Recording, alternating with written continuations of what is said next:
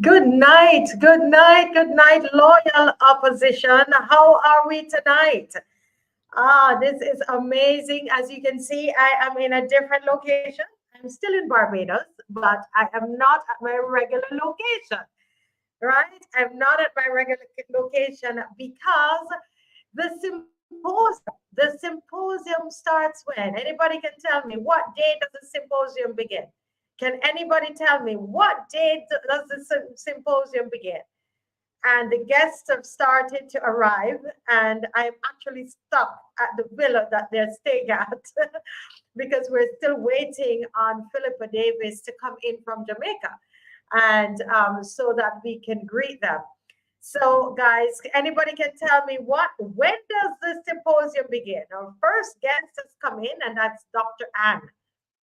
Dr. Anne Gillies is here, and she's coming. She came in from Canada, and she's in. Can you hear me? Is anybody hearing me? Good night, good night, good night, good night, good night, Joyanne, good night, Joyanne. Can you hear me, Joyanne? Good night, Joyanne says good night, good evening, loyal opposition. We will not take the bait of distraction. You're right. Stay strong, stay safe, and stay focused. The Lord is on our side. Yes. Kamar says, good evening, all opposition members and leaders. Act up, act up. I love it. And I love your picture too. I love your picture. Is everybody hearing me? Can you hear me? Nobody's answering me, so they're not hearing me. Can you, Pastor Ashby, can you hear me? If you can hear me, give me a thumbs up, please. Yes, Monica said yes, they're hearing. Good. We're in a different location. I am actually, as I said, we're at the villa. I can't tell you where it is, but it's somewhere in St. James up there.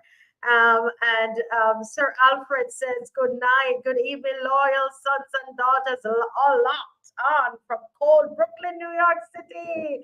Sir Alfred, we're always happy to have you. Sorry that Brooklyn is cold. It's beautiful here.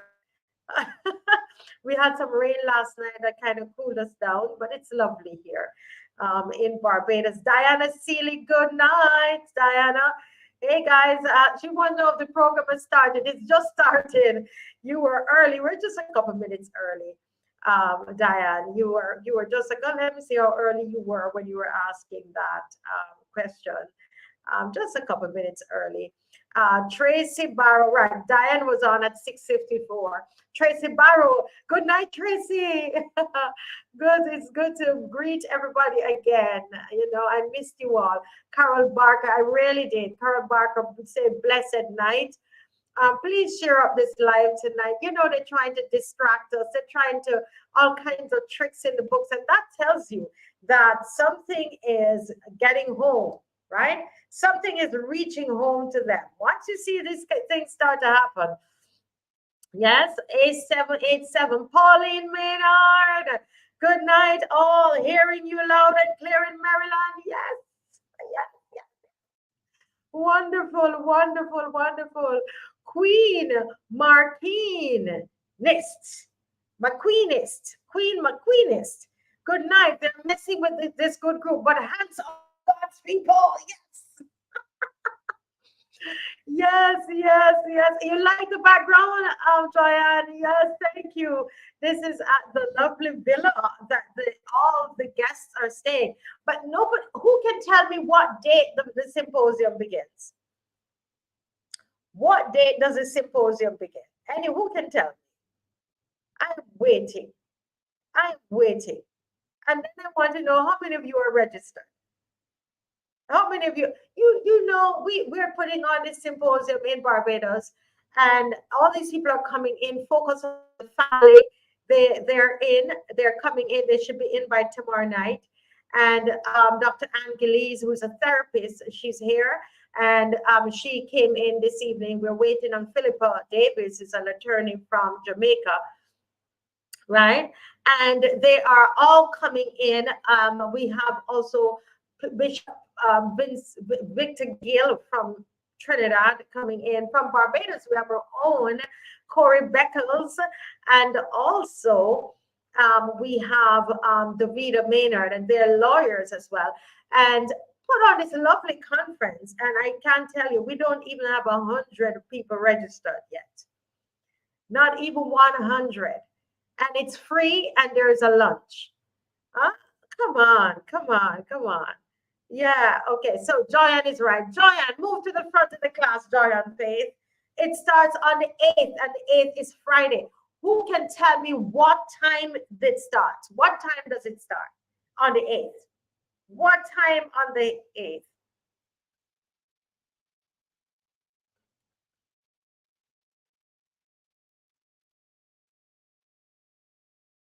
Yes, we're going to talk about that, Adrian. We're going to talk about that. Just give us a moment. So listen, Adrian Bascom, what time on the 8th does the symposium start? We're doing with testing time before we jump into the meat of the matter. Who can tell me? Rhonda, good night, Rhonda. How are you doing, my dear? Good night, Heathcliff. I haven't been on here so long. I was on Monday, as you know. I was seeing Heathcliff. Heathcliff is always has this thoughtful this thoughtful comments, very deep. Heathcliff is very deep. Adrian, you don't even know. Adrian, have you even seen the flyer, Adrian? Adrian says that the thing starts at 1 o'clock on Saturday. Adrian, what can we start at 1 o'clock on Friday? I'm sorry, the 8th. What can we start at 1 o'clock? Wouldn't people be at work? Adrian, have you even seen? Adrian, come on. Did you even see the poster, man? Okay, Adrian, okay, you need closer. The Joyanne is closer. Adrian, all right, Adrian, a little closer. 6 p.m. He says no, but it's 5:30. It's gonna be 5:30, but at least you're a little closer. Joyanne is close as well. It's gonna be 5:30 and 9 a.m. on Saturday. Yes, Tracy. Tracy, you sound like you're registered. You sound like you're registered, Tracy. Huh? What is the symposium about? Who can tell me? Let me see which other bright person going to move to the front of the class, right?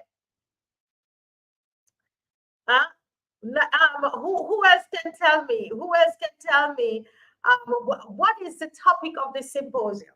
Let's talk about that. What's the topic of the symposium? Who can tell me what the topic is? I see my good friend Winston Clark there in the background waiting. He's waiting in the wings to come on. Tonight gonna be hot. Oh, Adrian. Oh, thank you, Adrian. Adrian, you sidestepping the question and talking about my hair. Thank you, Adrian. Thank you very much. Adrian, can you tell me what the symposium is about? You think you're smart, you know. What is this symposium? You give me the wrong time and everything. Adrian, what time? It's about the family. Yes, Edwin, you're closer. Yes, Edwin, it's a big part about the family. Thank you so much for that compliment. But anybody can tell me what else? So it's about family. What else? We had to tell, in order to get our ad to play, believe it or not, in order to get our ad to play on Facebook and also on Instagram, we had to say it was only about the family. We had to trick the AI. So, okay, so Tracy, you want to come on Saturday as well. Tracy, you want to come on Saturday. Guys, we still have space in the workshop that we're doing. We're going to talk about the child protection bill, yes, but we're talking about gender, sexuality, and the family, right? Good night, Mark. Good night, Mark. Right? So we're talking about gender, sexuality, and the family. And we have a lot of, professionals that are coming in. We have Focus on the Family, which, we listen to Focus on the Family almost every day in Barbados for years since I've been here. Focus on the Family has been on the air. That's over 20-something years that I've heard it on the air. And so we had a wonderful meeting today with church leaders and so on Zoom. Yes, Adrian. Yes, Adrian. It's about family and gender. Adrian, you said family and gender after I said it. It's after, isn't it? Oh, Lord. Oh Lord, yeah, I'm pulling your legs tonight. Winston Clark is there. He's gonna come in very, very soon. Because we gotta set some records straight here. And I gotta bring my brother in here to sort this thing out. Because some things I can't say, but some things need to be said. So you just hang on there. Let me show you the poster. So that's the poster there, guys. And it's going to be at the First Baptist Church on Constitution Road. So this is right in front of Queen's Park. All right, right in front of Queen's Park is where it's going to be. And it is Friday evening at 6:30 that it starts. And some fantastic topics that are going to be looked at. And we're asking everybody, come on, guys, learn more about the subject. It's not it's not any preaching or anything like that. We have 3 lawyers that's going to be on.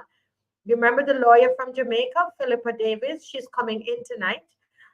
She will get into Barbados almost 11 o'clock tonight. So that's why I'm stuck here at the villa and not able to leave yet.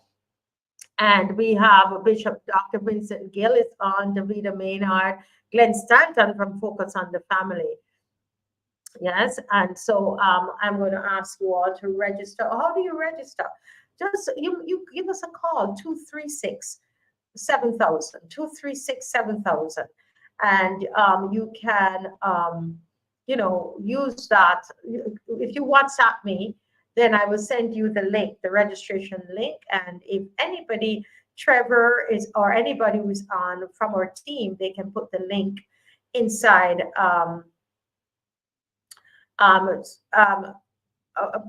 You can put the link inside the chat. Yes, we're going to talk about Caswell, but just hang on a minute before we jump into that. Yes, okay. Yes. So if you're wanting to come to the symposium, 236-7000, and we will send you the link where it's free of cost. It's a gift to Barbados, really.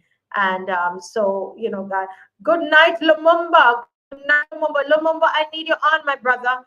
I hope you're coming on tonight. We got to deal with this thing. And I haven't seen you in ages. We haven't sat down and had any coffee. I was away. And I haven't seen you, my brother. These are my brothers. These are my brothers.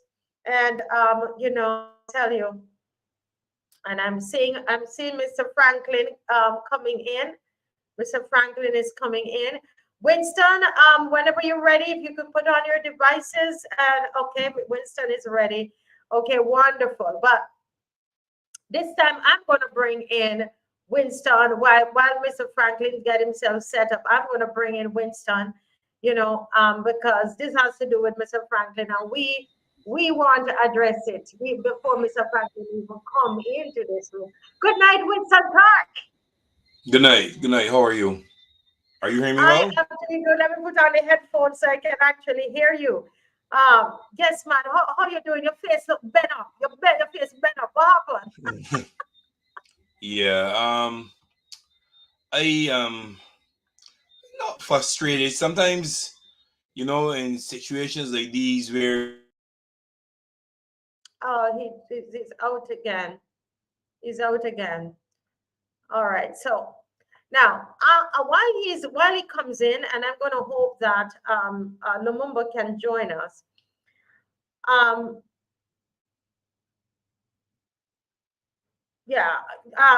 Lumumba, I'm hoping Lumumba can join us, and I'm deliberately starting this before Mr. Frankyn comes in. I got a video from one of our loyal opposition, and she was quite upset today, asking, is this true? Is this true? And I said, what? I'm very busy with the symposium. So, I took a little time before I looked at it. And, Colin, hi, Colin is watching from Birmingham.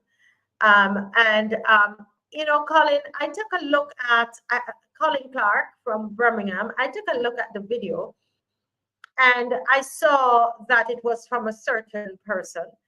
And I said, oh, because I don't really listen to those things. I don't listen to filth. So whenever I get those things, I don't even open it because I don't listen to filth. You know, I don't listen to Jobby. Jobby is what we say on this program. We don't listen to Jobby, and it's pure Jobby that comes out of that person's mouth. So I didn't. But then the urgency the person said, and I saw it said Caswell. So I said, huh? So I said, I'll open it. Listen, a bag of lies, lies and propaganda. And I said, why would this woman do this? I can't wait for Winston's things to be connected. Winston, I need Winston on this program here tonight, because I remember when they tried to do Winston, to send around a whole thing about Winston. I had to jump into Winston's defense. I hardly knew him. But they're going to get a message here tonight that we are one. And you touch one, you touch all of us. You touch one. Pastor Ferdy, he was not supposed to be on here tonight. He said, send me that link. We're going to deal with them tonight and let them know something. We're not distracted, but we got to set this straight, because what they're trying to do is to destroy Caswell Frankyn's union, to say he's not well enough to do it, and you are telling lies. Go ahead, Winston. Let's quick before you drop out again, my brother. Yes, I seem to be getting a problem with my connection. I don't know why. I appear to be getting a problem with my connection. All right. Turn off your camera. Turn off your camera and see if that would help, please. Turn off your camera. Yes, continue. Let's see if that works. So, Winston, I sent you a video today, and you were shocked to see what you saw in that video, right? Talk to me. Yes, I was. As a matter of fact, as soon as I saw it, I went straight by Caswell. All right, because I couldn't believe it. I could not believe what I was hearing, because I know Caswell and I are very close. So I was I was more surprised, right? And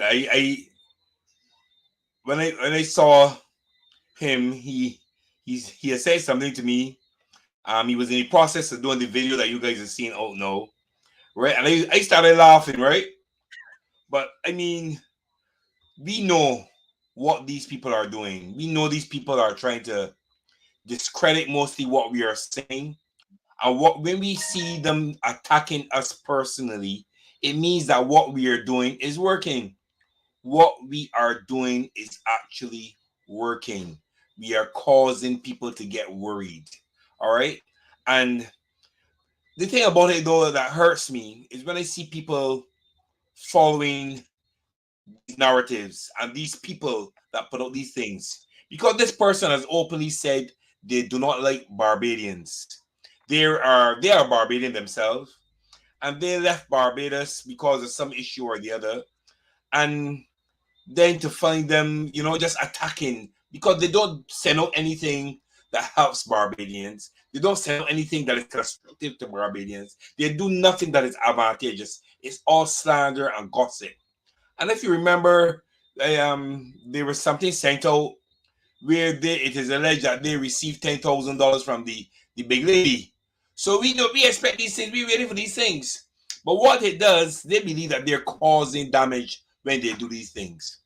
Caswell said it caused him to show. It caused him to know how many people care about him. With me, it caused me to know how much support I have, because she does it to me all the time. And every time I get people send it to me and say, "Oh, what is this foolish woman doing?" I mean, nobody don't care about that. Nobody cares about what they do. But when you try to stop a man from putting bread on his table and do these kind of things, it gets to be personal. It gets to be really, really personal. And these are things we cannot stand up for. We have to come out and let them know we back each other. All right? And that we are there for each other, and they touch one, they touch all. You understand? I don't respond to them because I've always come up hearing that if you wrestle with a pig, you will get dirty. So I don't wrestle with the pigs. I leave it to them. You understand? They keep speaking about my past. The whole world knows about my past. All right? Correct. Many years now. But can I say something? They could talk about your past all the time. What they refuse to talk about is that you have led, you and Lumumba and Bongo and that entire group. You guys have led one of the largest spontaneous marches in this country, and that they were afraid of. And what they did at the end of that, guys, allow us to just talk to you tonight. For those of you who don't know, I had only met Winston virtually at that time. I don't think the first time I think we met in person was at that march when you had the walk in town. That's And correct. after that, I think went on my page. we met at the one at Bussa. I was watching the video the other night. Oh, we were at the one at Bussa. Okay. Right. I don't even remember. Yes, that is true. That's the first one. Yes, we met there. Come to think about it, we met there, and then we met at we met up again. That was the second time I was knowing him. And then I saw this thing on Facebook where they're trying to discredit him, and I knew exactly. I didn't know anything about Mr. Clark. I honestly didn't know, but I knew what it was about. And we, on my team, we made a whole ad and put it out. Nothing to do with Winston. We put out a whole ad supporting him to let the world know that all of these people that we say are great heroes, they've had bad past too. They've done things that they weren't happy about. But look at them. Look, they cleaned up their life and they're doing something for humanity. And I dare one of them to show me the kind of works. When you hear Caswell speak of Winston, when you hear Caswell speak about Winston and the people that Winston has helped, you think I'm going to sit down and let them put anything in my ears to say Winston did this in his past? That's his past. And that is what this woman does. She vomits. It's like she eats, then she vomit, and she eats up the vomit and spit it out. That's what she does. Okay? And that's what she's been doing with Winston. And now look what she's done with trying to do with Caswell. Caswell, a good man. I can find no fault in him. He's very sincere, very candid, very open. What you see in what I'm telling people, know what you see here on the Marcy Week show with Caswell is just as Caswell is. You don't see no faults, no pretensions, nothing. He is the real deal. You understand? I will back him to death. You understand what I'm saying? I will back him right down. I believe in him. All right. He's a person I look up to. All right. And you know, I don't look up to a lot of, they're not much figureheads really in Barbados. You understand? And he is someone I will stand up for. So when you put up these kind of things, speaking about his not being well and not being able to function in his capacity and his union lacking as far as the him being able to carry out certain duties, you're wrong. You're terribly wrong. I know things that this man does for people and gives his last. You understand? Go up above and beyond duty. You understand? Not only for labor, for people, for the workers, but individually for people. People can walk into his office and say, I don't have such and such. And Caswell will take his last. I mean, his family's got a quarrel with him, keys on, break, but you ain't got nothing for yourself. You understand? He's that kind of person. And he's very, very straightforward. He's going to call a spade a spade. And that's the kind of friend I would suggest for any person out there. And you know what, Winston? And he does the same thing for you behind your back. I tell you, he tell me something. He said they can't tell me anything about Winston. He said they can't tell me because they don't realize the work that Winston does in the community. He's the one, apart from this, remember when I was having you to speak, that they sent me all these things and telling me that I need to take you off the program. And when I called, I just called one school, and the reports, the fantastic reports that were sent from that principal about you and the work you do with the children in the school. And they're telling me you can't talk about children because they're afraid of you. And that's what they're doing. They're afraid of Caswell. They're afraid of Caswell. When they're ready, they start on Lumumba. They start on Bungo Lights. You know, but they need to understand something, that this is a different time that we're in. And we are not going to break ranks. We're going to stand up for each other. I tell you this now. All of us going to stand up. We're going to stand up for each other, because the same way you hear Winston speak of Caswell, that's how Caswell speaks of Winston. And I tell you this, the truth of the matter is, Caswell is one of the best Christian person that I have met. Is Caswell Frankyn. So all of those negative words that they're speaking about him, and that he's sick, and about oh, he couldn't make the Barrow show, to see the Barrow film. We know that Caswell wasn't feeling well, and he explained, and that was fine with us. It's no big deal. But Caswell was on here on Monday night having a good time. Yeah, Marcia, what upsets me, right, is people still follow her.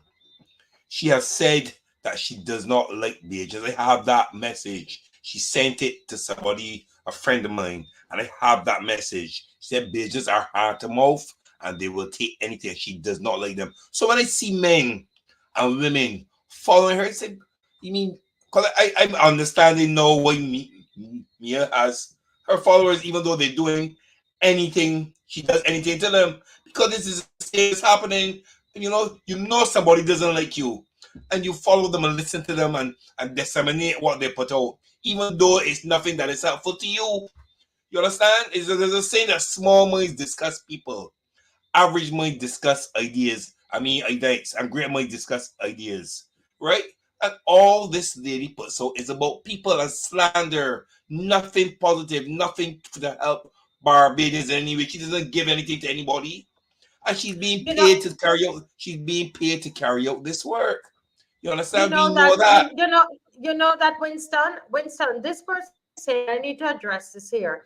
Mr. Cadogan, good night, Joseph. And he says it's all about having us to divert from our mission. So we have to be careful and keep focusing.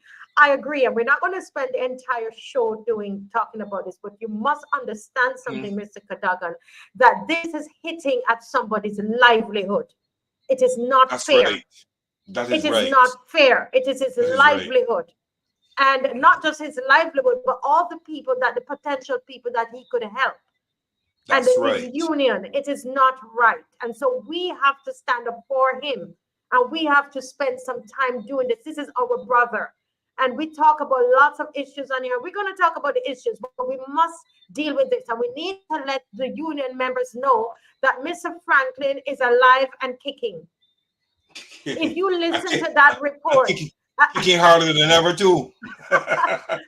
let me bring Lumumba in this. So we spend a little time on this, guys, because this is Caswell's livelihood. It's not good. It's not right what is being done. We're not going to spend all the thing. He looks out for the poor, right, Edwin? So when they knock him down, all those persons that he's taking care of, the lady in the well, she was up by Caswell today. So many people, if they want something, Caswell send me pictures. He said, look, I have a supermarket up here, right? He gets a barrel and he sets it out in his office and people go there. Come on, you can't do that, right? You can't do that.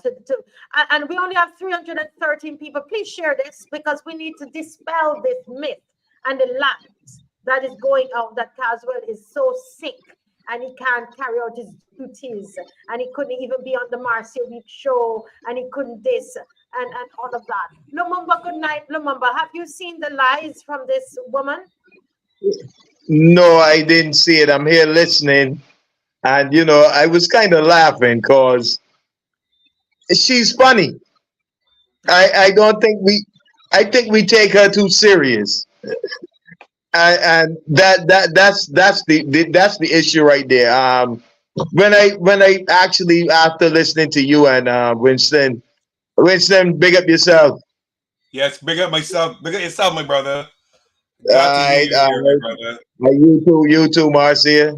And when I was listening to y'all saying, we got so much stuff to deal with in this country, and the little nitpicking at each other. You're supposed to be a leader.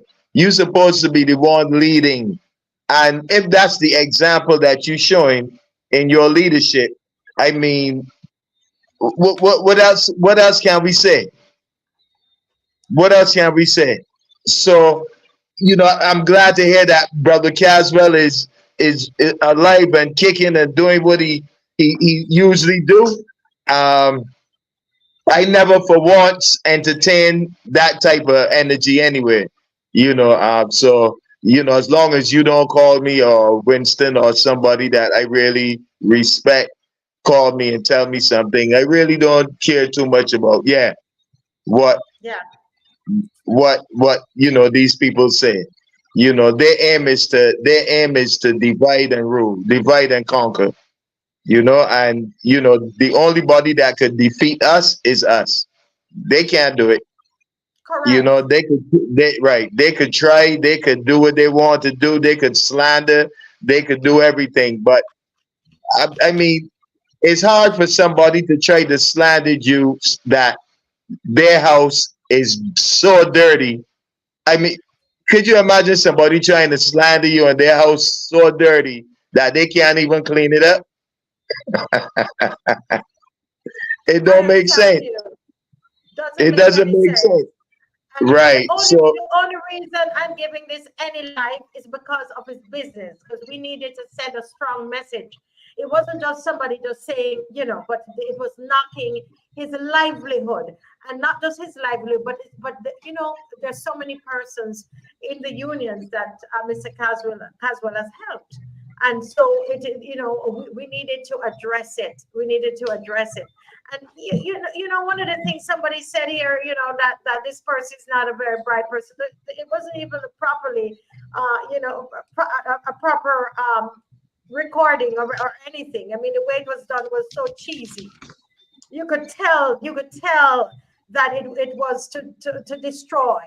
The aim of it was to destroy. It wasn't that she's pretending she's just giving information. No, the aim was to destroy. And when somebody does something like that, somebody's asking if this person is somebody important. No, she's not actually. No, she's not. Good question, Izzy. Go ahead, Winston. What we were discussing is because of the whom she attacked and the way she did it, because she's trying to stop a person from putting bread on their table. All right. Yes. And this is what Caswell lives for. He worries about the workers. He sits and he studies about people who are going through, who are needy and that kind of thing, right?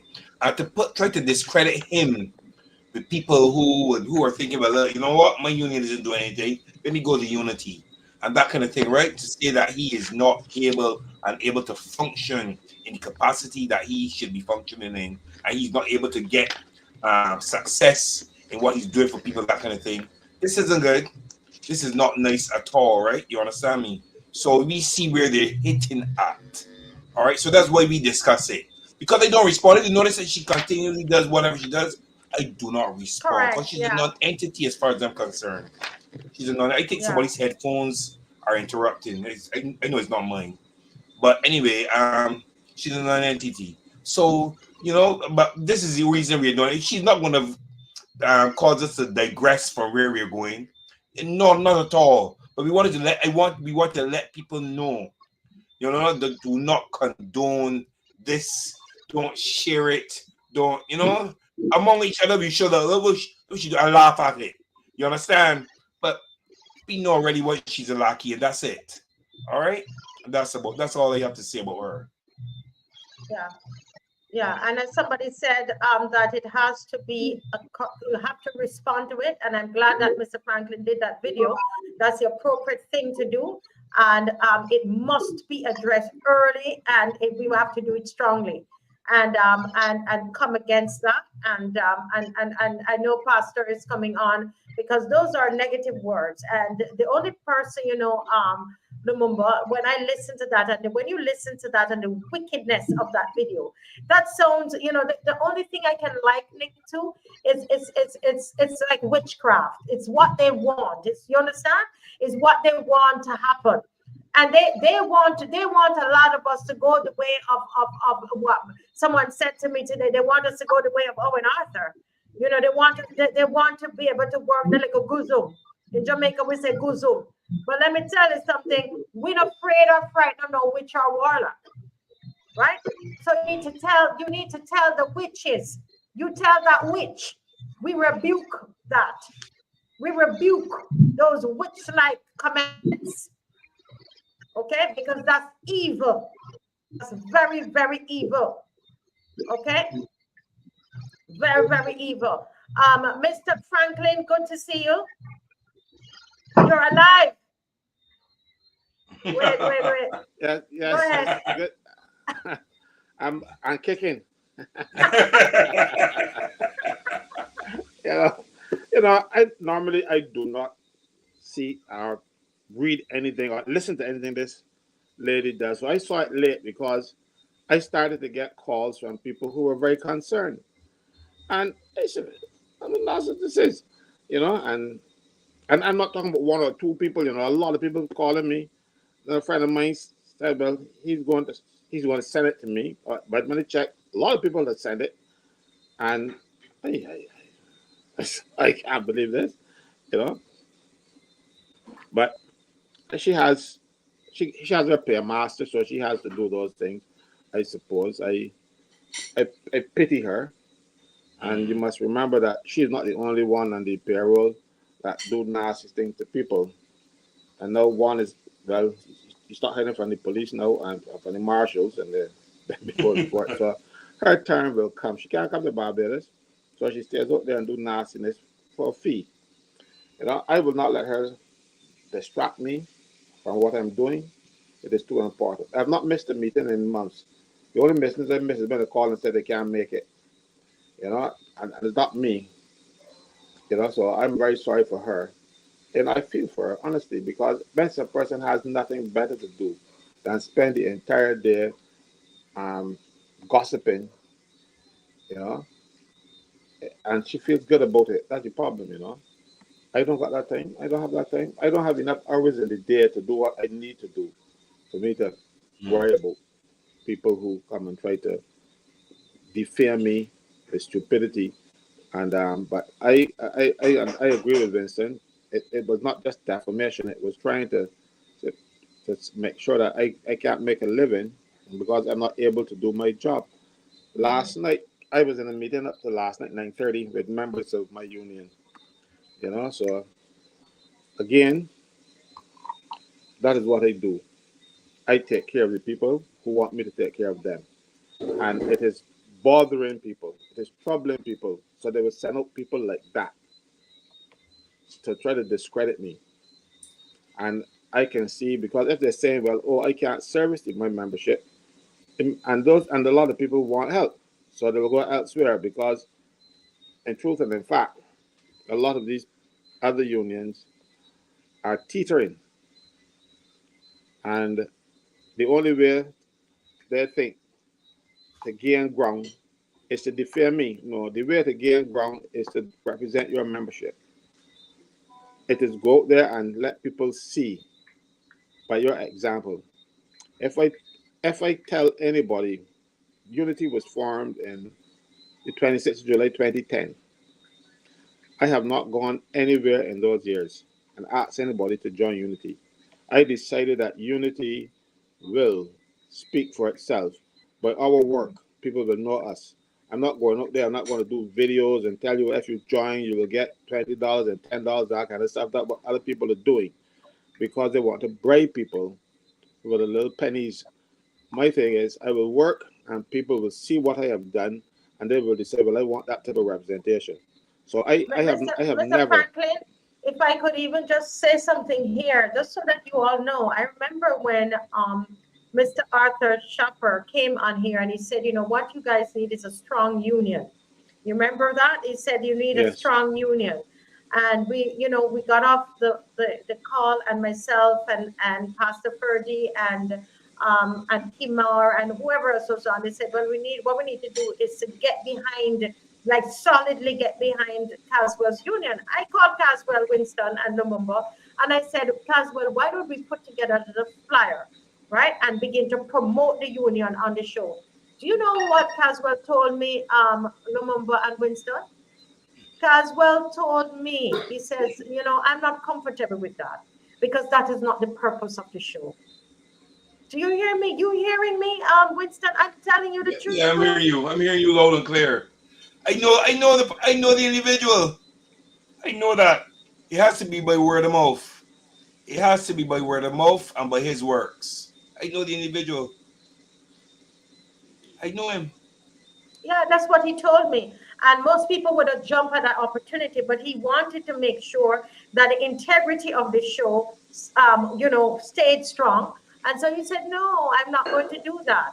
And so once Mr. Frank, he says, "No, I'm not gonna push it."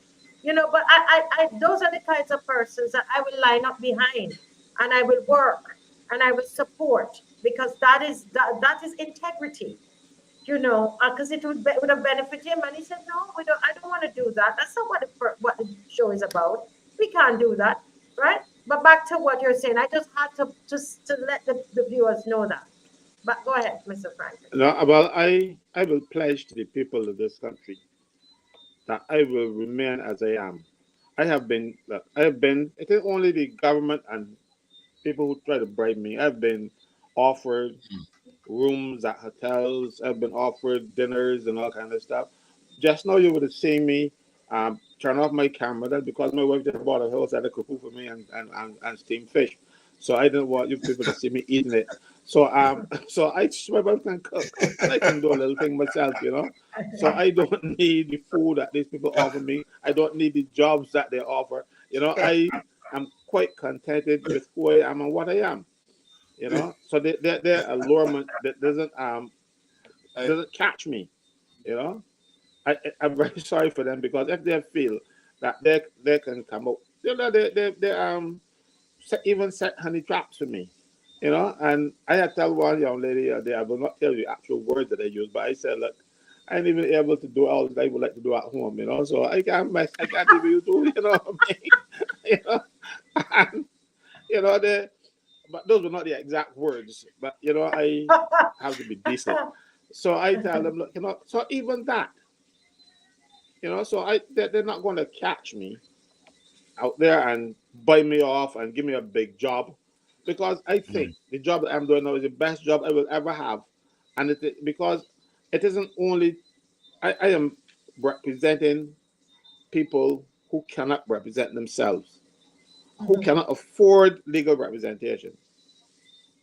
And I go out there and I do it. Sometimes they come and they don't have a penny.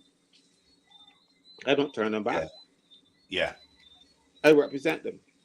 Yeah. And I remember one guy sat in front of me and he cried, and because he went to a lawyer and the lawyer said, yeah, I have to get so much and so much money up front. Mm-hmm.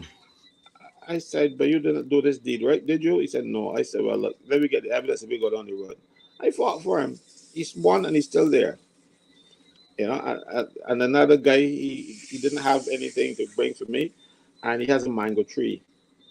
And every year, now this is years, he would bring a whole set of mangoes, And he tell me, he said, well, this is all he got. I said, but look, I like mangoes so bad that if you had given me money, I would have gone to buy mangoes. So we just got the money. I happy, But Yes. he bring mangoes, and he brings so many that I have to give some of it because I can't eat all of them, and my household can't eat so many. But I learned from Dr. Maynard, Houston Maynard. I remember one day he called me and said, Caswell, you eat rabbits? I said, yes. He said, well, come and get one up, because some people bring some rabbits there with me because they couldn't pay him. And they bring rabbits, they bring figs, they bring plantains, and he would give me some, Lord. But God rest him, he's in his grave now, but decent man. He didn't die, which was one of the best doctors in Barbados, and I learned from him. I saw his example, and I follow it. I can't, but he's inspired me, and I'm not going to change. So unless I am very sick, I'm really sick, I can't get out, but then I will tell you, I will wait for somebody else to make an announcement for me. What I mean? Yeah. And we all at some stage, that sickness is not something for anybody to rejoice. This is why I said it was a very evil video. And the only time that people do that kind of evil, that kind of thing, is it's witchcraft. And I can't wait on the Reverend to come on, because I know he's on the road, and he said, listen, I have to come on there tonight. because we recognize people like Lumumba and so on, spiritual people recognize what this is all about. You put it out there in the atmosphere and you keep speaking it. Is that that's what you want? And because it becomes, they want to fulfill a prophecy, but we rebuking that. We rebuke that. We cut it off. We cut it off tonight. Those of you who know to pray, we cut off that tonight, and we declare that Mr. Frankyn is strong. Mr. Frankyn is well, right? And he will live long, and he will carry out the purpose of God for his life. That's what I'm saying. Those of you who don't like that kind of church talk, I'm sorry for you tonight, but I say it in the atmosphere because this is the medium that was used. So I'm using this medium to cancel it. To cancel it. We're canceling those things that were said, and that he's strong and he's well, and all is well with him. Amen. You know what we need to do, though, right? Is when we get issues like this, all right, and banding together, uniting, all right, it keeps them away. But also, we have to keep remembering that what we are doing is working. All right, we don't need to be able to lick down the whole mountain. But if we chip and chip and chip, it will start to topple, and that is what is happening. Because I remember Mr. Hines here was quoting and said, "Don't don't discuss her. She's of little importance, right?" Okay, yes, he did say that, right? But I'll tell you something, right? And speaking about people like this, right? What they do for us in doing that, it shows us the importance of what we're doing, that it's working, all right, and that we are achieving that. But what we need to look at is the fact that a government has stooped so low as to employ this kind of person to carry out their work for them. Because you understand what's happening? This is what the government has gotten to. You understand? And birds of a feather flock together. We know that. All right. And if But there's where Winston, you must. if there's where they could stoop to and use this kind of person, you understand? You will understand how desperate they are. Okay? But Winston, it is a step up for them because they employed the drug lords to campaign for them, and then they invited them to the opening of Parliament. I remember that well because my first time in the Senate, I'm very proud to have been appointed a member of the Senate, and they sent me. I gotta go, but I asked, now I want to share that moment with my wife, and they told me the man got in the room, so my wife couldn't go, but we had drug lords in attendance. So you can see this lady is a step up from the is a step up from the drug lords. So they need to be in power so badly that they will do anything to stay in power. And that's what I'm afraid of in Barbados today, They lie, they cheat, they steal. They ain't got nothing left for them to do now, Okay, I understand where you're going. They would do anything. Yeah. I understand Yeah. exactly what you're saying. Yeah, but Right? as I said, there are so many issues that we have to talk about, and I see somebody here. Well, first of all, someone started to tell us that there was a second earthquake off of Barbados today. Anybody heard about that? Yes, yes, I got it today from the newsman. There was one off of Barbados today. That's correct. All right. I Yes, posted it, old Marcy. You would have it. It's on my broadcast. yes, I posted it. So yes. you would have So that would be the second one, because we had one last week. It was last week, right? Was it last week? Yes, that's I right. think? Yeah. Last week. There was, So there was I heard that there was one last week. I don't know what it is, but the first one that I heard reported was in 2008. And between then and now, there were several. And so Yes. far, I have not felt any. Wow. I have not felt any. I hear people talking about them, that how their things shook and all kind of stuff. But I have never been able to be unfortunate or fortunate enough to experience them. And from 2008 till now, The one last week, I hear people telling me, but you feel the earthquake. I said, what earthquake are you talking about? My wife is the first person to call me, ask me if I felt it. I said, what are you talking about? I never felt them, so I don't know what it is. Yeah. But Lumumba, did you feel that earthquake? Anybody in Barbados felt the earthquake today? No, that one today. Lumumba, you're still here? I'm probably not connected. Yeah, but that must be some, and it's all throughout the Caribbean. Different islands are having earthquakes, and so it's something that we it is getting serious. Things are very, very serious. Someone here, Adrian Bascom, before we go into some of the other topics that we decided on, someone very early, Adrian Bascom says, Miss Weeks, can you believe the monies that are being wasted about here? Up to now, the people have not gotten their reverse tax monies from the BRA. What do you have to say about that? You know anything about that, Mr. Franklin? Yes, I know because people have been telling me that they haven't gotten their money now. This is something going back years. So I am not surprised. And I'm not surprised the government's behavior because important things, they're important things, the things that make them look good or to try to get jobs with their friends. I went to St. George on Sunday to a meeting to address a few people. And I thought I was going to make it back here. But you see, we had Bobby Morris and Ronald Jones and me speaking at the same meeting. That's not going to happen. They're not going to finish quickly. And so I didn't get back home until just after 9:30. I thought it was a bit late, so I didn't log in. But but on my way down from St. George, I must have hit into 50 potholes. They can do that, but they went and put some monstrosity in Hero Square. Their priorities are all skewed. People need their money. They paid it. The government has it. They want it back because it's due to them. And the government just ignore them and have these little pet things when they can do the right thing by people.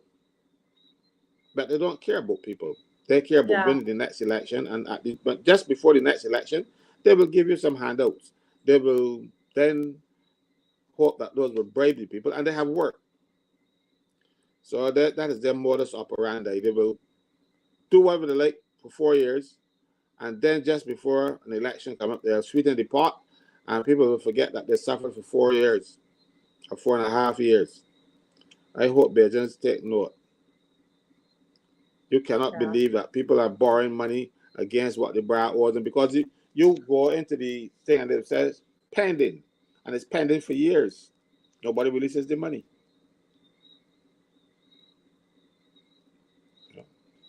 But I don't know. And I mean, when you look and you see, it's very difficult for people, because they're seeing so much money being spent. The millions that have been it's almost like we just have money to throw away. Oh, we borrowed all this money and we don't know what it's being used for. We can't say this particular thing. This is this thing. You borrow money, you make an investment, right? Because it's you borrow money, you invest. What have we really done? And here we have all of these people supposed to get back their return and can't get it. But I remember that when these were in the opposition, remember they were complaining about these things to people. Everything that they complain about, they continued and do worse. I will start with Parliament. They said that the then government did not give them enough time to study the bills, and they complained incessantly about not getting enough time. And when they formed the government, I happened to be in the Senate at the time, and I would get bills the same day while I'm in Parliament sitting down to discuss. And they didn't say, well, they said it was wrong. They said it was wrong. The Prime Minister made a video. I saw a video with her saying that Frankyn Stewart had a cabinet of 17, and Barbados needed 5 less than that. Barbados only needed more than 12. And when she became Prime Minister, she had a cabinet of 26. So they just talk pretty and hope they can mislead some people. I don't want people to remember what they have said in the past. And then they don't come back and say, well, look, I misspoke. That would be the decent thing to do. But if you come up and you're so wrong and you cause harm or pain to some people, you come back and say, I'm sorry. Not them. They move on. And unfortunately, Belgians seem not to be discerning enough to tell them, look, I can't trust you. I can't trust your word because you are doing exactly what you said should not be done. And they're wasting money. Look, that power bed in town, because the powers are sleeping on it already now. This monument to the gay family, because that's what I'm calling the LGBT family. No, it's a monument it is. to the gay. That's what it is, because the figures there show adults and children. Which is the man and which is the woman? Because their thing is anybody can be the man, anybody can be the woman. So that's their ideal family. So it is a LGBT family, and they spent almost $3 million to erect that nonsense. And you know how many potholes you can fill with $3 million? You know how many people you can feed with $3 million? $3 million. You know there are houses that got damaged in Thomas that's still waiting to be repaired, and you can find $3 million to build monstrosities and feel proud about it, or try to make people believe that you're proud about it. I don't. I want us to be proud about it. That is the problem. They don't understand what they should be doing. They don't know what their role is. Government doesn't need to take care of the rich. They need to take care of the most vulnerable. And the most vulnerable are dropping down. They are hungry. Their children are going to sleep without dinner. They get up and don't get breakfast. They might get a little something during the day. And, some people hate vacations. Many children have vacation because at least they will get school meals. Mm-hmm. This is happening in Barbados, And people might think, oh, I'm just saying these things. No. Some people want their children at school every day, so at least they will get one good meal. And then when the school meals, people give you crap. Because a lot of that is happening now, they're cutting back. They're not funding the school meals with enough money to really give you an adequate meal. They give you some hot dogs and a bread and too much ketchup and a piece of fruit or something. And when they do that, most of it is thrown away. Children don't eat it.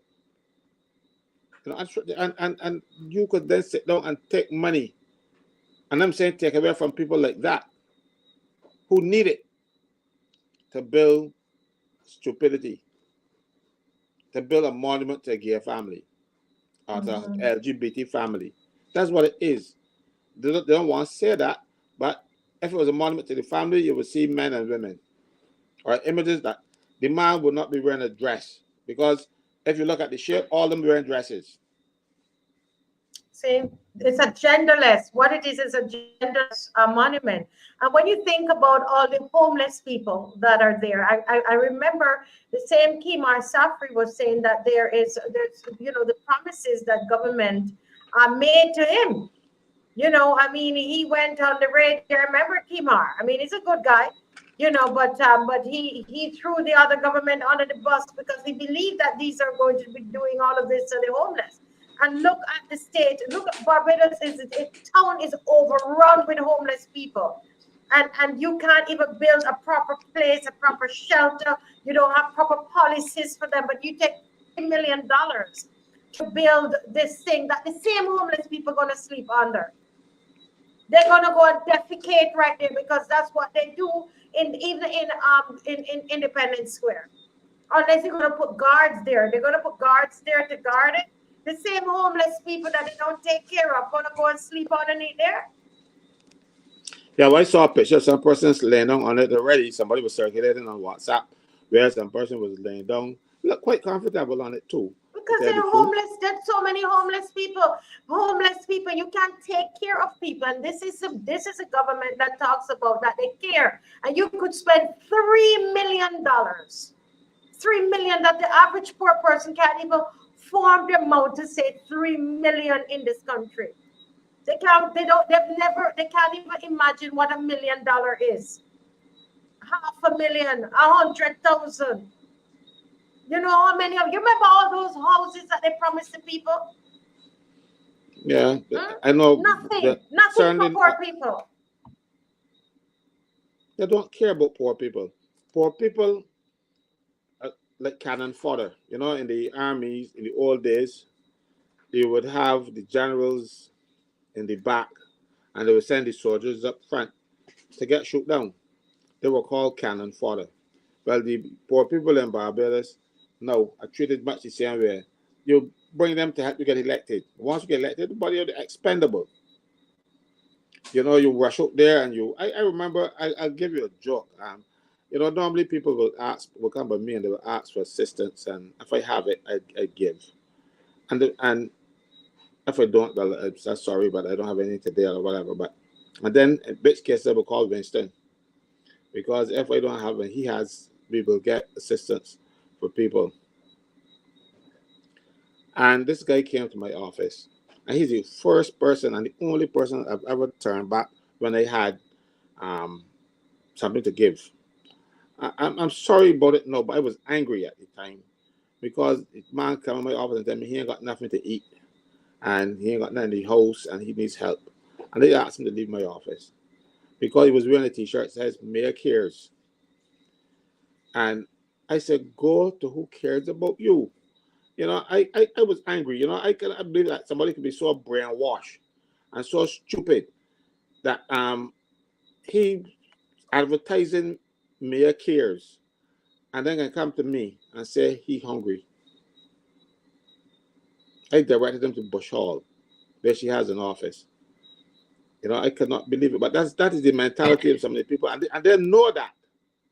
They know that the people are business and loving people. And they would forgive you quite easily. And they forgive and forget.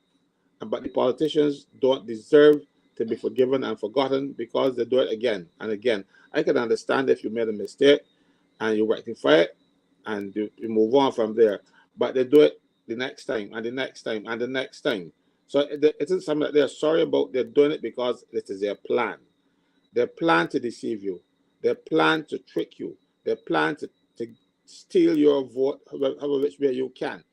I've seen photographs during the last election campaign of prominent BLP people in Haynesville handing out money during election time, trying to buy those votes. And they were successful because they bought a lot of people and vote for them. And people were telling you, but you can't, you gotta pay for my vote, you know, because and they tell the people, look, you know, if you don't vote for me, I will know, which is not true. If you vote, it can you and I want to tell people this because people seem not to believe it. When you go into a polling station, there is a book with ballot papers in it. Mm-hmm. It has a ballot paper and a counterfoil. They give you the ballot paper and they make a notation on the counterfoil. But those two, when at the end of the day, when the votes are counted, one of those is sent to the electoral office, and the other is sent to the vault at the Supreme Court. In order to see who you voted for, those two documents will have to come together. So there's nobody who can physically go in a room and pull them together and say, we know. You have to get a court order. You have to get a judge to make an order, and it has to be out of an election petition so that you can then put the two documents together and decide, oh, yes, you said that you didn't vote for self, but your vote is showing that you did, or whatever. But that is the only way it can be done. So they do not know and they cannot know who you voted for. And I keep telling people, take the money and then vote them up for trying to insult you. Because a lot of money was spent in that last campaign to pay for votes. And to tell people, and people told me that they said that if they don't vote for them, they will know. Remember some time ago, they were asking people to go to the polling stations and vote and take a picture of the ballot paper with their phones. Yeah, I heard about that. Yeah. And when the electoral office found out, they banned you from taking your phone anywhere near, because it's a criminal offense to do so. But they don't care if they make criminals out of people as long as they vote. That's what I'm telling you. They do not care. They don't care anything about the people of Barbados. They don't care about anybody unless that body can give them a vote or do something for them. And when the majority of Barbadians vote for them, and they don't very much like they did, but when the majority of Barbadians vote for them, they're expendable after that. You don't take any policies, put any policies in place to make sure that these same people that voted for you can survive, can feed their families. And then when you pretend to have mercy on them and you go and give a few hampers. Right? Right. And the thing is, when people give me expired stuff, I throw it away. I don't give it to anybody. Because people give me things and I say to them, this is expired. And I dump it. I throw it away, put it in garbage. But no, not this government. Because when the COVID pandemic or plandemic or whatever people choose to call it was in vogue, rather than give people money and say go and buy what you want because people needed money, they went around and bought a lot of old stuff from merchants who they couldn't get it sold.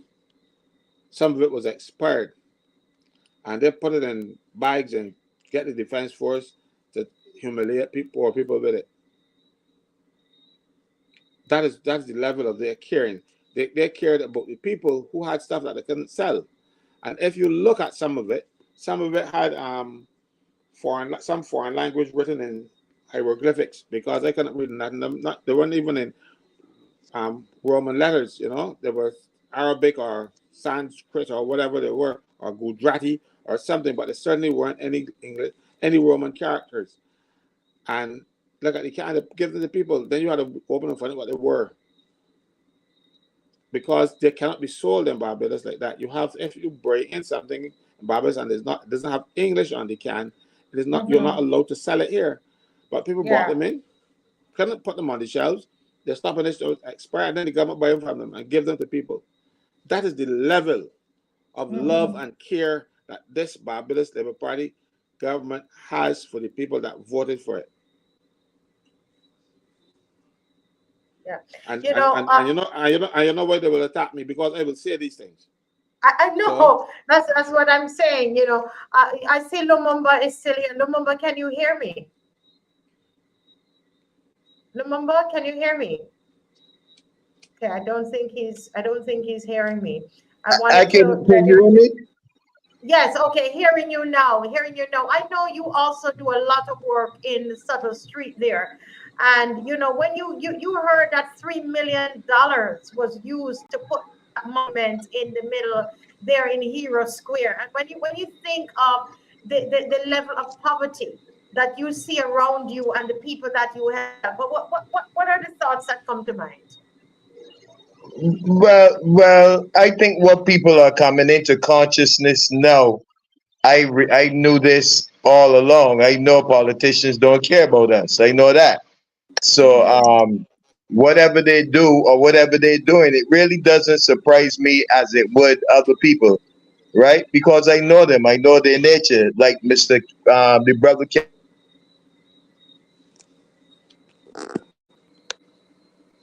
Are you hearing him, Mr. Franklin? I am hearing you now. I couldn't hear for a little bit, so I do the little thing. Okay. He's on?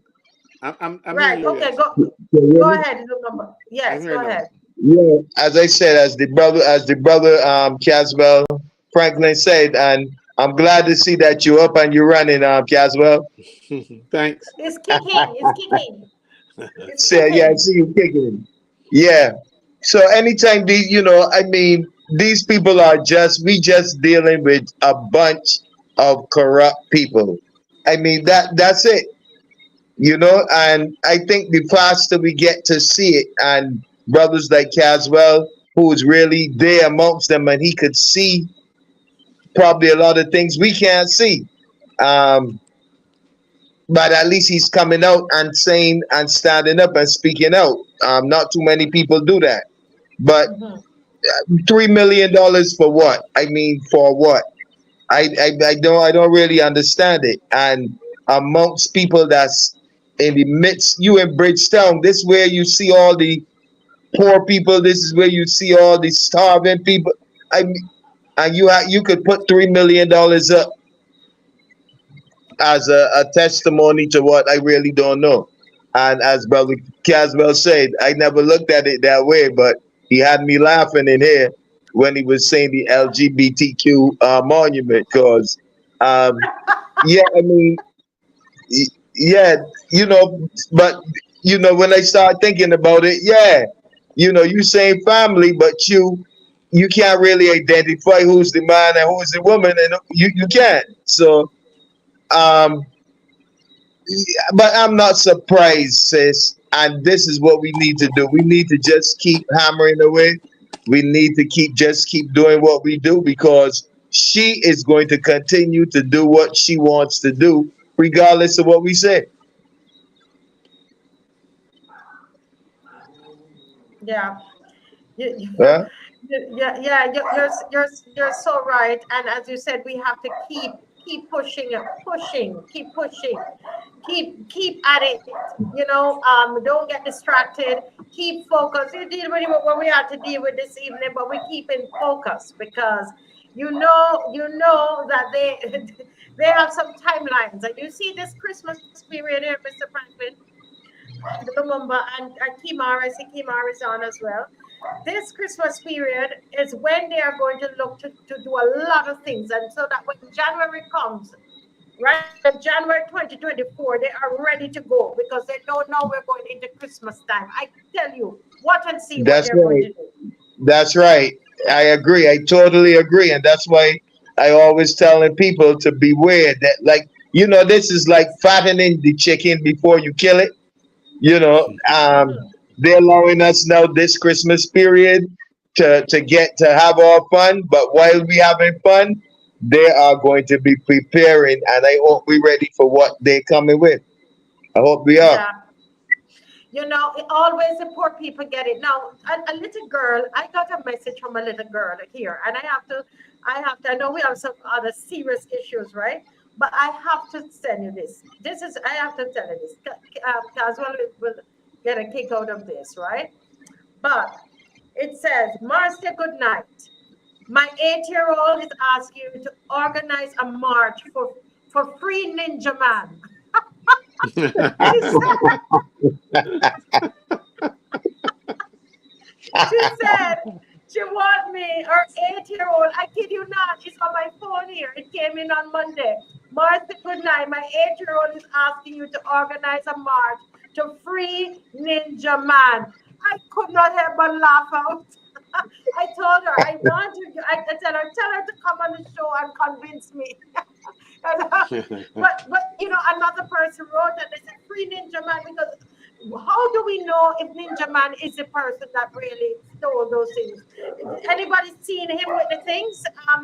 Lumumba, you are in town there. Well, well, I mean, I mean. I did my video earlier, and that was my question. I mean, did Oh, he ad, did he admit to stealing something? Do they have did he take them to whatever it is that he stole? I really don't know what's happening there. It just sound outrageous to me. Marcia, I don't know for a fact anything. What I can tell you though is that I see Ninja Man in town with a lot of costumes. women's clothes, men's clothes, and that kind of stuff. And you will tell me that he steal tuxedos and stuff like that. And you hear that? He would probably even put on the big boots and all of that. You would see him in town with it. I am telling you. So that it does not ring true to me. They might very well be telling the truth on him, but somehow I am not convinced. You know, first of all, how you get in there? You left the door open. And those doors are not left open. Parliament is supposed to be one of the most secure places in Barbados. 24-hour security. And then Jamal can walk in there and come up with a whole bunch of stuff and with cameras and everything, and nobody see him. Or if they see him, they just let it go along. There is more that look, this thing smells. It doesn't make sense. I cannot testify, but in my heart, I don't believe I have to get proof. Something is wrong here. Ninja Man would have worn that tuxedo, man. Yeah, you know that's it. And I think yeah. Go ahead. Who's speaking? Go ahead. No, I was just saying that's I feel the same way as the brother does, Caswell do. I just can't figure it out. Cause I talk to Ninja Man almost every day. He come here almost every day, and he be selling his little items and stuff. So I think that if he had something like that, he would have came. But if he ain't wearing it, he gonna try to sell it, and somebody would know. Well, we have it. So I don't even know if they retrieved the items that they said that he stole. Like, the story is so murky. I don't know. I don't really know what's taking place. Yeah. Well, the little girl is asking for much to free Ninja Man. She said, free the little 8-year-old girl because she smelled something too. And she said she don't believe Ninja Man did it, right? That she Right. want a mark. So if her mom is listening, we would like to interview her for her to tell us why she wants Ninja Man free. Right? Yeah. But this is a kind of thing, and he would not have anybody to stand up for him. You see, and who we really need to be pointing finger at is whoever left the door open. How did you leave the door open? Were the cameras on? Were the cameras working? That place have cameras all through it. Where's the videotape? Where's the videotape of Ninja Man going in there? Where? I think they left the door open for him. If it was him, it was a deliberate attempt. I keep telling you, I do not trust these people. They have to eliminate Barrow from the psyche of the people of this country, and you'll get rid of his clothes too. So if Benjamin took them, he was allowed to take them. He was given the opportunity to take them because they don't want anything with Barrow on it. Just now they can start issuing $50 bills. They don't want anything with Barrow on it because that's why independence was supposed to be replaced by Republic Day, and then when the people rebel, then they say Barbados National Day, and the people still rebel. We want independence, and they come up, they back down. They're finished, They will come back again and again and again until such time as they have the celebration for Republic Day. The important thing about that is independence. Independence is the most important thing, and that's what should be celebrated. When I was speaking to the people on Sunday, I pointed out to them that Republic Day in Trinidad is the first day that the House met under the new Republican Constitution, and it was not on Independence Day, but we had to merge the two to obliterate Barrow. Now you can wear Barrow's clothes, you can wear his gun, you can wear whatever else he had inside there, so people will forget. Because if you have that Museum of Parliament, and all the teachers usually are wearing strips, they take printed on there. So when they see them, they would ask about them. So they're gonna be gone. Because nobody, no, the little children are not supposed to ask. But you must remember, Bar died in '87, you know. And you know how many people born since '87? And if you keep Mhm. bringing new generations all the time, they will forget Bar, especially with Mhm. government trying Yeah. to eliminate him. So I think this is part of it.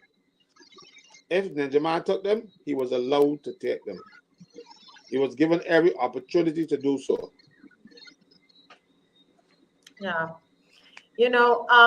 Winston, before we're going to talk a bit about Guyana, but I wanted to give you to say something about this.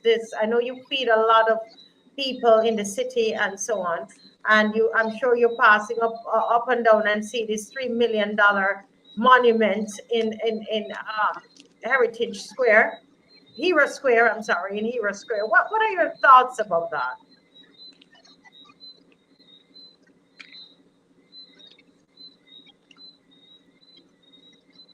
Winston, I don't know if he's hearing me. Yeah, he's moving, but I'm Winston? not seeing. Who's that? Me? Yeah. Yes. Okay, something is going wrong there. Winston, you hearing? Okay, I'm not hearing him. I'm not hearing. I don't know if he's hearing us. I don't think he's hearing us. Not hearing you, Winston. Not hearing you. You're muted. You're muted. Hello? Okay, his. I'm seeing Dr. Ferdinand, and let's I know he's gonna have Okay. something to say. Okay, go ahead, Winston. Yes, we You can hear hear me? you No, now. no. No, I'm just saying that I'm experiencing problems with my connection. I do not know why. I do not usually Yes. experience problems with my connection, but for some reason they seem not to want me to be on the show tonight. All right, but I understand what happens sometimes. But I'm experiencing problems with my connection. I'm coming on in and out, in and out. All right, Yes, yes, but just letting you know that if you see me cut out again because I'm experiencing yes, these because problems. yes, All right. but I think you have said a whole lot tonight already, and we understand. So even whatever is happening, we got you already. But I Okay. was asking you about the monument as it because you do a Oh, lot of work in the city and take care of a lot of people who oh, are suffering, and when then I you walk past and see the $3 million monument. What are your thoughts?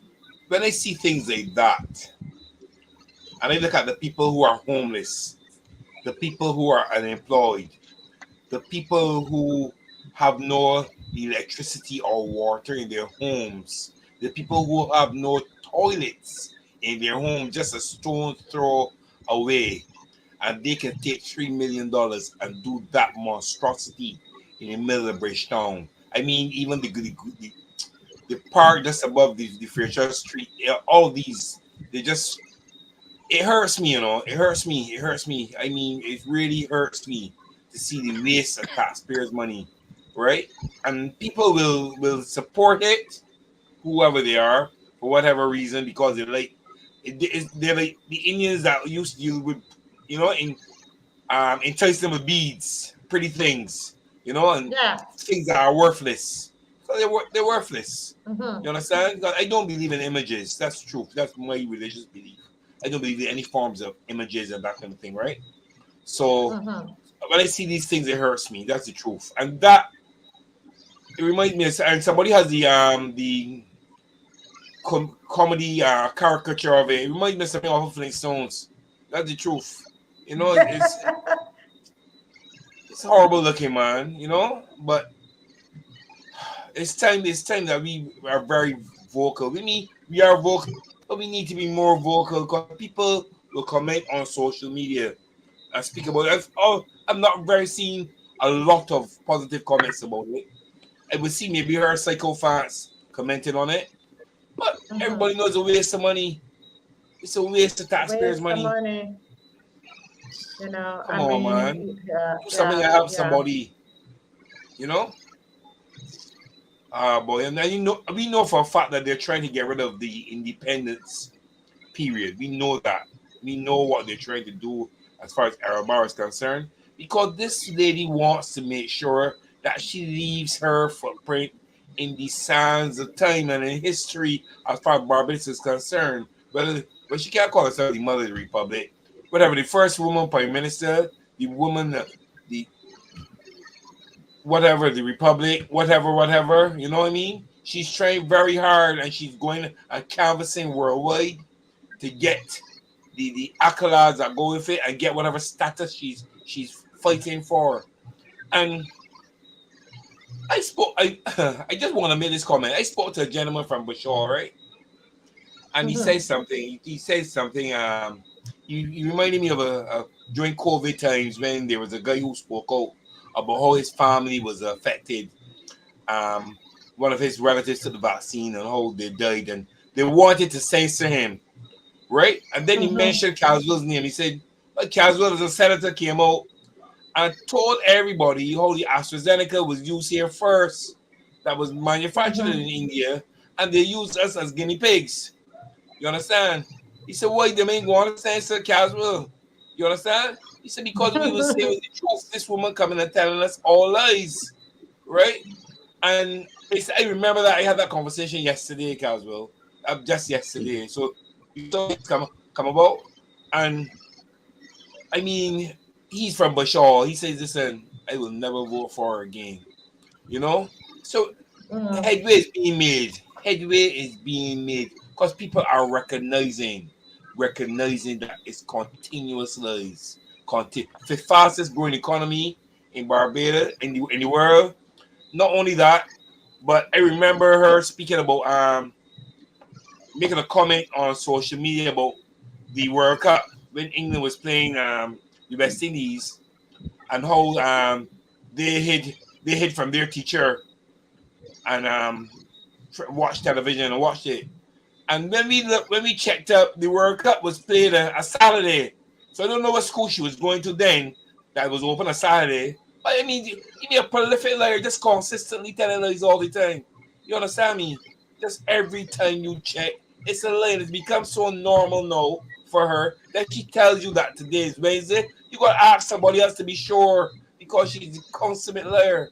You understand? It's time people realize what they are doing. She's about her own means, her own goals. She cares nothing about Barbadians. She cares nothing. She just wants to do things that are decorative, that she can say, well, look, I did this, I did this, I did this. And go along about her business, leaving us in total chaos. You know? I am tired of it, man. I'm tired, really, really tired of it. But I'm frustrated with a lot of Barbadians. That's the truth. I'm frustrated with them because they've seen it, but they're still following. And I don't know. I don't know what it is they They're work on them. They're following. Yeah. work on them. That's the truth. Yeah. Yeah.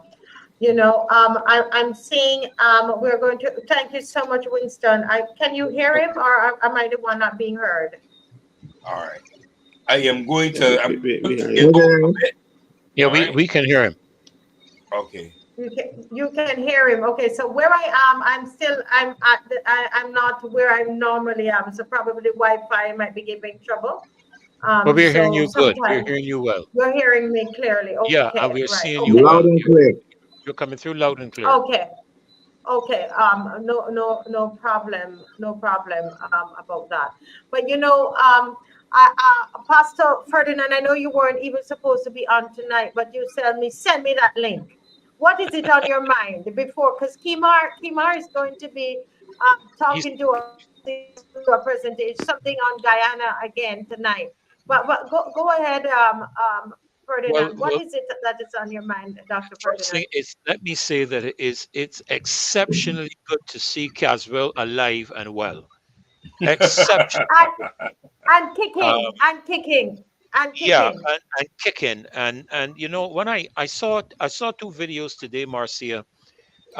One had me very irate, and it was that, and I'm going to try to be decent because my mother taught me this, and I'm going to try to be politically correct because I'm supposed to be a reverend, and we're supposed to be decent type of speaking people. But um, when I saw the video today that was on YouTube concerning Caswell, I felt like sending some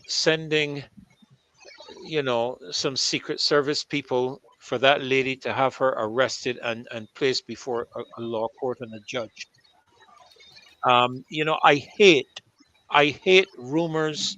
I hate those kind of things with a passion because they send something out into the atmosphere that is not beneficial for anyone. And I'm very glad that Caswell did not delay one iota Mhm. in making the Yes. point that he is well. And I'm happy to see that it was placed on the same YouTube, and I actually placed it on my Facebook page as well, so that people can see that Caswell is alive and well. He is not dealing with anybody's money, trying to get anybody's money. Yeah, all of these innuendos. I really got quite frustrated at that, and I wanted to be on tonight to reinforce the fact that nothing is wrong with Caswell Franklin. Nothing is going to be wrong with Caswell Franklin. The problem is Amen. that Caswell is getting onto some people's skin and they can't handle it. And if you can't handle it, my mother used to say, if you can't take the heat, stay out the kitchen.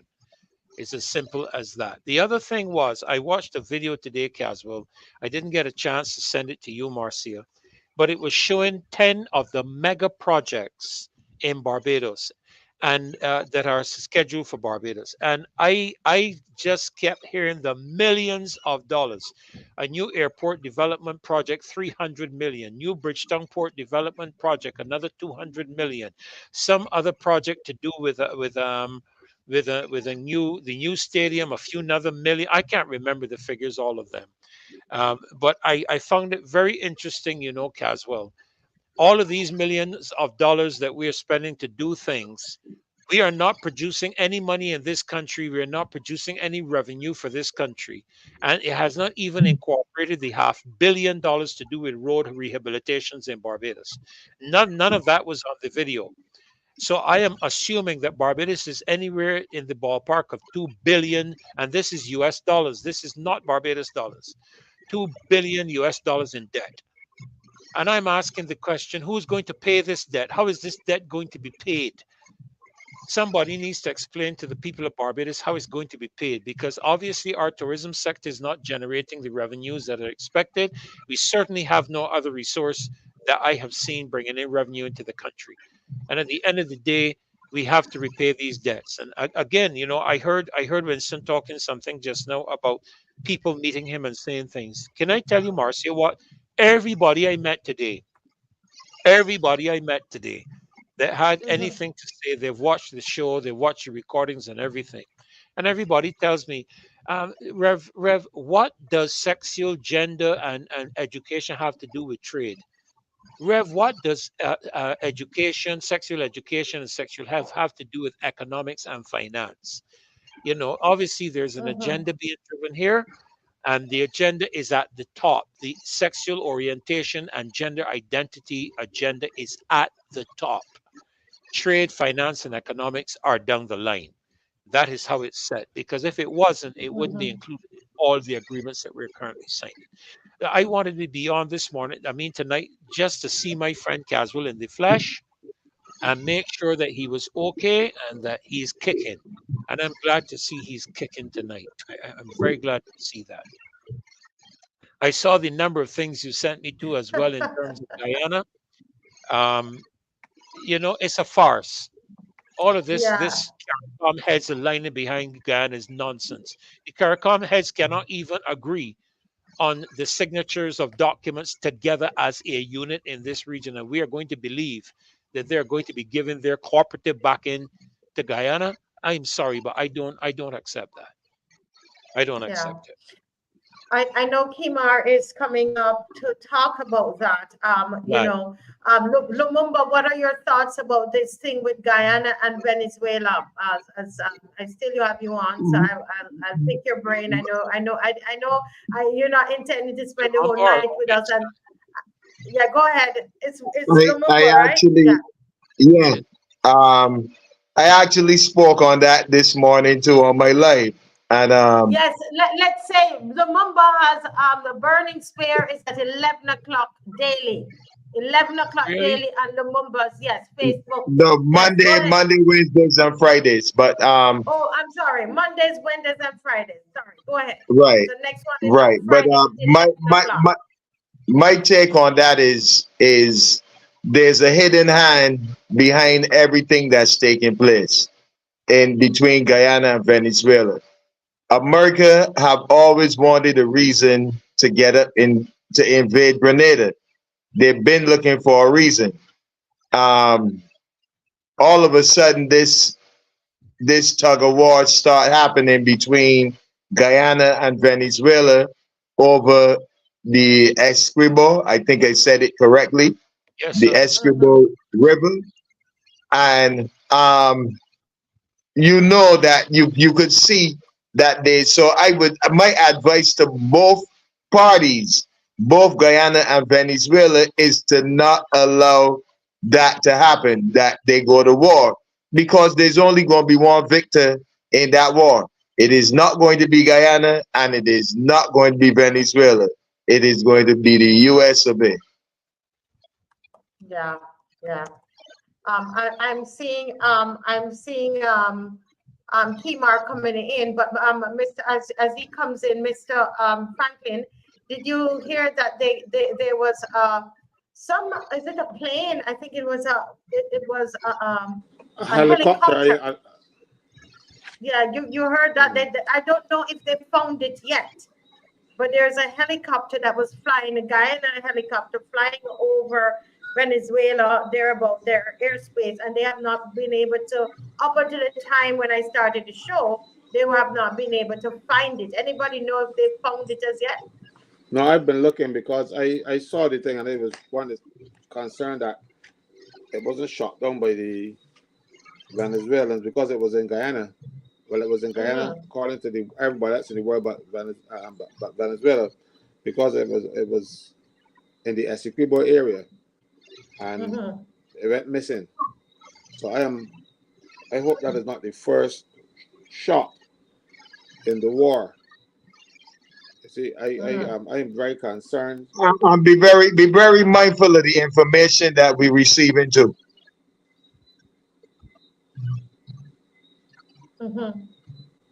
Be very mindful. Yeah. Yeah. Because this is what you say? So I understand that Guyana is taking the matter to the Security Council. I believe that should be done tomorrow. I don't think it was done today. I think it would be done tomorrow.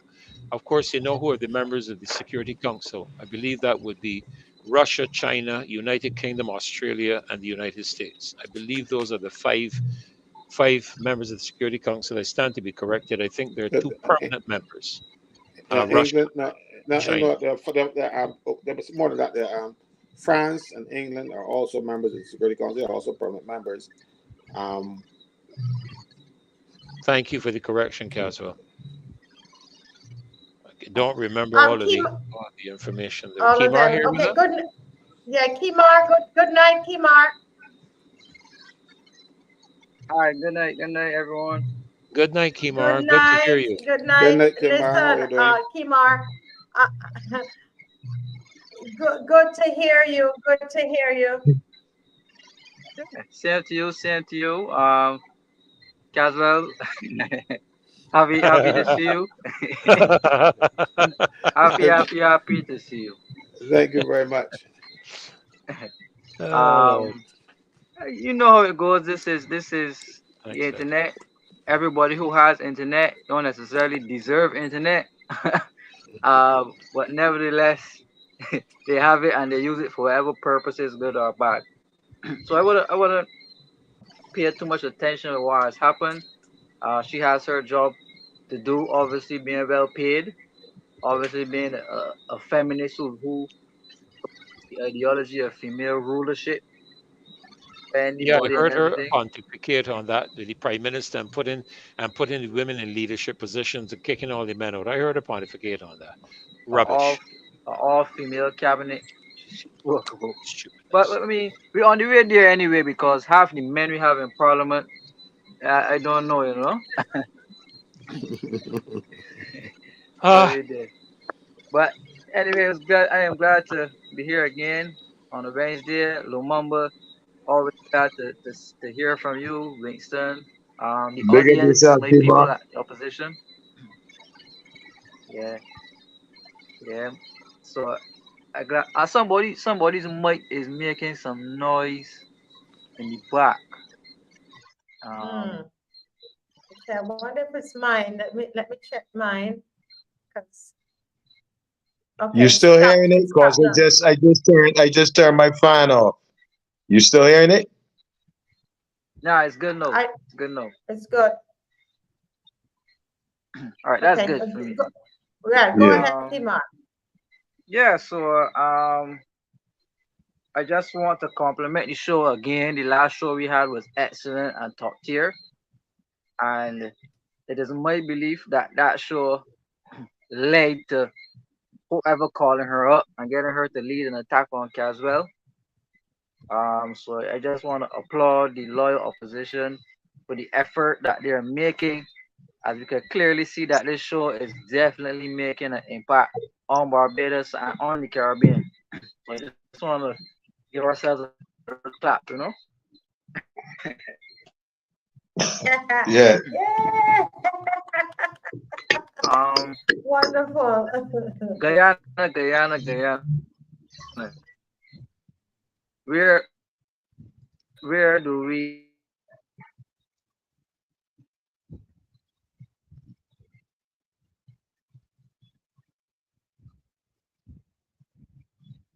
Can you hear him? Are you hearing him, Caswell, no, or not? no, no. Hmm. He's gone off. Kimar, if you're hearing us, we've lost you.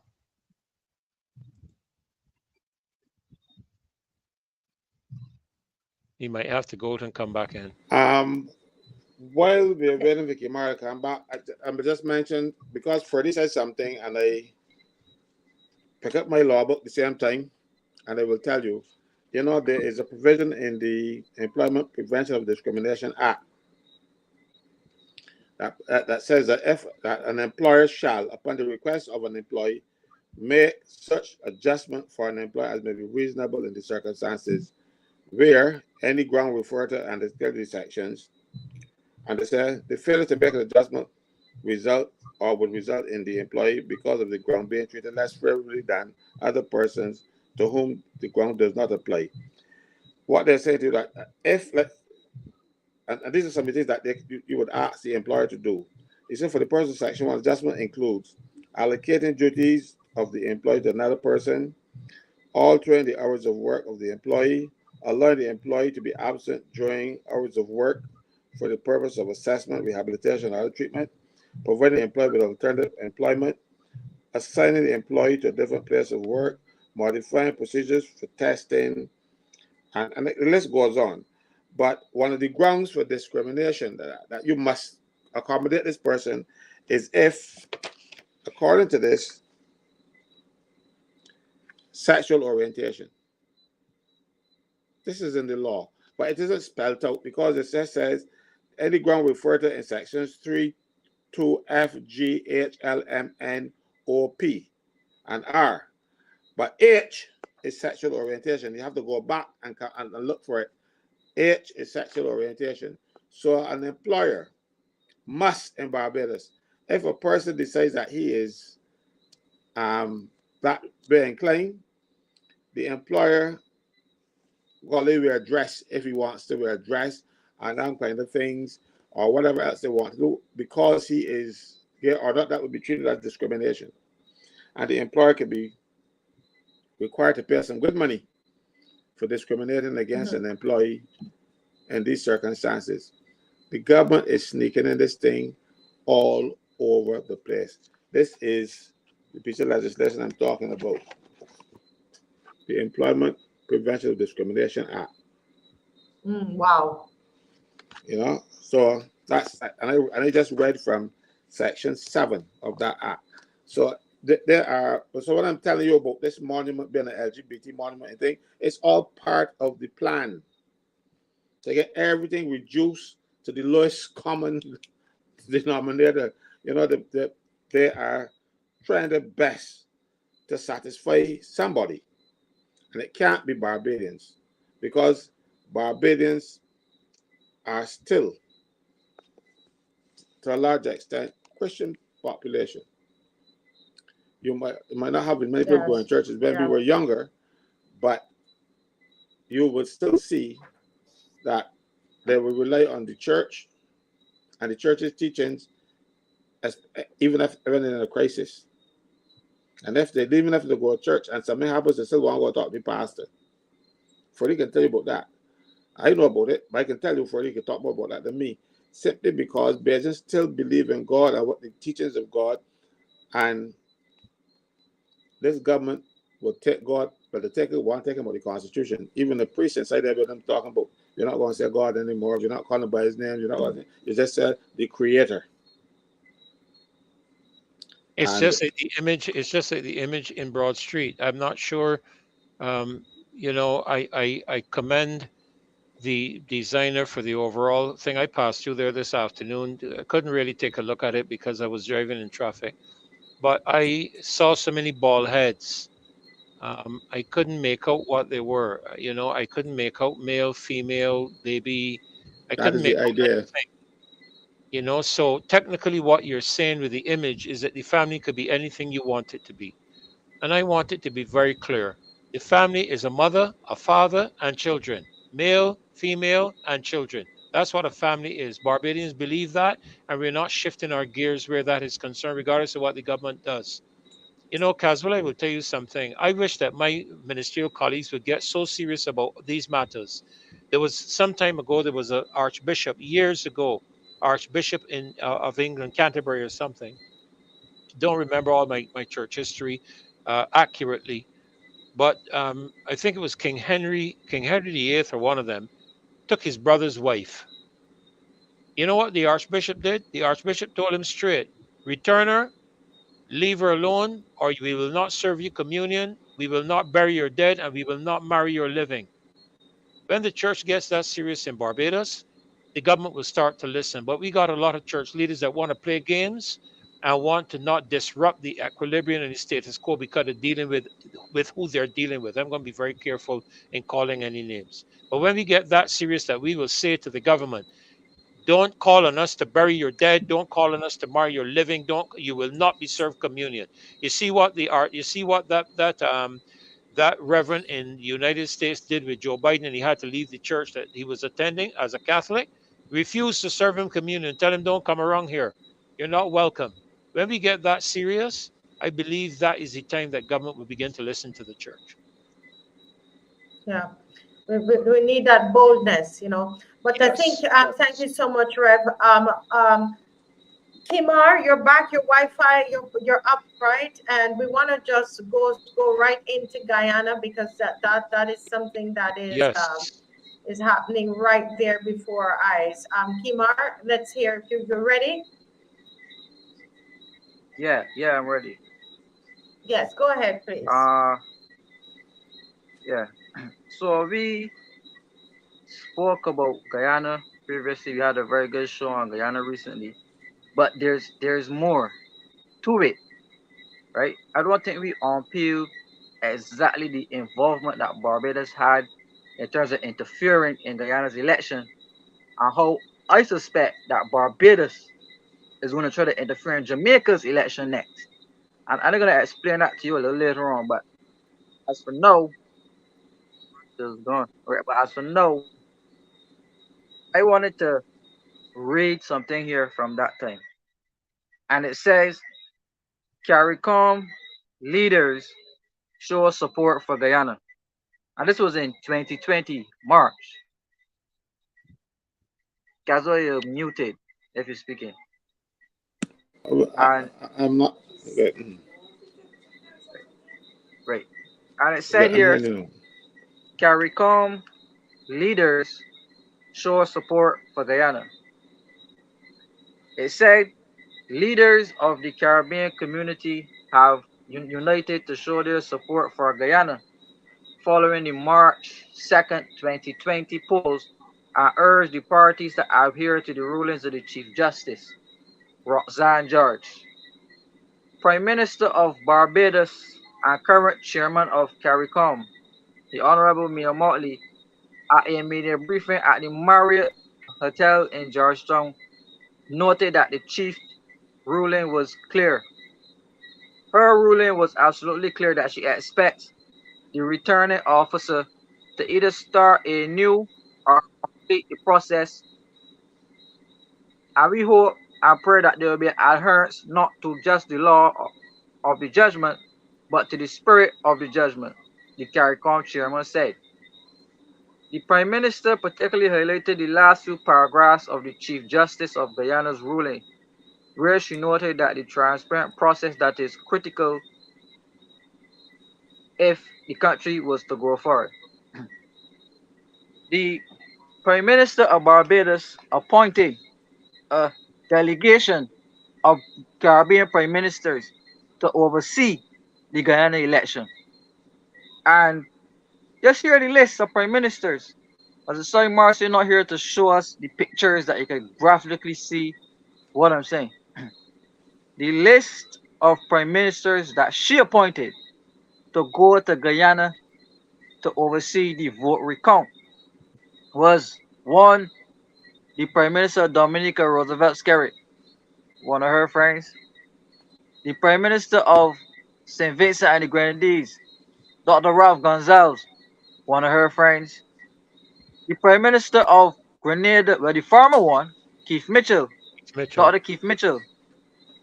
He's not Prime Minister anymore. He was beaten by a younger Mitchell. But he went to Guyana. Keith Rowley in Trinidad, he also went to Guyana, right? And based off what they did, because I'm going to repeat for you here what Gonsalves said, because Mia started out as the chairman, and then Gonsalves took over as chairman of CARICOM. And I want to tell you what Gonsalves said here to those people, to the Guyanese specifically, right? That caused severe backlash on this guy Gonsalves. The people in Guyana, the Prime Minister of Guyana specifically, his name was Moses Nagamutu, the Prime Minister of Guyana, not the President. The Prime Minister said that he was disappointed with the statement by the chair of CARICOM and Prime Minister of Barbados, Mayor Mottley. This is the Prime Minister of Guyana speaking. The Prime Minister, who was a guest on a local radio show, made reference to statements issued by Mottley, where he expressed concern with the report submitted by the Chief Electoral Officer of the Guyana Elections Commission, Keith Lowenfield, to the Commission. Nagamutu reminded the country's general and regional elections on March 2nd that the chair and other CARICOM heads of government intervened to ensure that there was a recount of the total votes cast. Right? The Prime Minister said that the statement by Mottley relied on the recount or the vote recount without the figures produced being reviewed, despite the CARICOM team, this is the team of Prime Ministers, reports indicating that it was just not a mere recount issue, but they needed like an audit, a forensic audit, to look at everything that happened in Guyana. Ralph Gonsalves, well, the votes were counting because the votes are not totally counted yet. Ralph Gonsalves came out and told the people to declare a winner. Right? The votes were not counted, and Gonsalves came out and told them to declare a winner based off whatever ruling they made. Right? So Gonsalves, I'm going to read something else here, and I'm going to quote Gonsalves. And it says the recent utterances of Prime Minister Ralph Gonsalves, the incoming chair of CARICOM, resembles a narrative of the opposition PPP and shows a clear attempt to subvert the will of the Guyanese people. And this was an opinion expressed by a guy called Joseph Harmon, who was the campaign manager for the government at the time. And he said that the governing coalition finds it strange and alarming that Dr. Gonsalves would make a statement of this nature, which closely resembles that of the PPP. He said Dr. Gonsalves has taken a public position that is prejudicial to the integrity and eventual outcome of the ongoing national recount. Dr. Gonsalves, who is currently embroiled in the elections petition in his country for fraudulent votes in the 2015 election, today dictated that Guyana's duly constitutional body, the Guyana Elections Commission, should focus only on the vote to recount the declare winner. And the Prime Minister made such statements, although the Elections Commission is currently involved in a four-stage process that is seeking the credibility of the election. And the commission is currently at the second stage, where the chief elections officer is compiling a report of the tabulation of votes along with the massive irregularities that are listed in the observation report. This was the observation report did by Gonsalves and them that they're speaking about here. It went on to say that his comments came to at a time when the three-member high-level CARICOM team invited by the Guyana Electoral Commission to scrutinize the recount, they were also reporting a report on the first stage of the election recount. And all of these circumstances taken together paint a picture of a conspiracy to subvert the will of the Guyanese people. And in this vein, that the APNU coalition agrees that CARICOM should not make the statement that Gonsalves made. And he said that although Gonsalves is not the head of the commission as yet, which is the CARICOM thing as yet, he was still the head. He made that statement while the recount was going on, and it was against the interests of the people in Guyana for him to come and make a statement like that in the middle of the recount, telling those people to go ahead and declare a winner. They weren't even half through the count as yet, but that was what he was doing, because Mayor Mottley, as we can see here, she was trying to bully the chief electoral officer in Guyana. She was telling him what he was supposed to do and what she expects him to do, everything that was against the laws of Guyana. She forced him. I hear the article here says that she was trying to dictate to him what was supposed to happen with that election.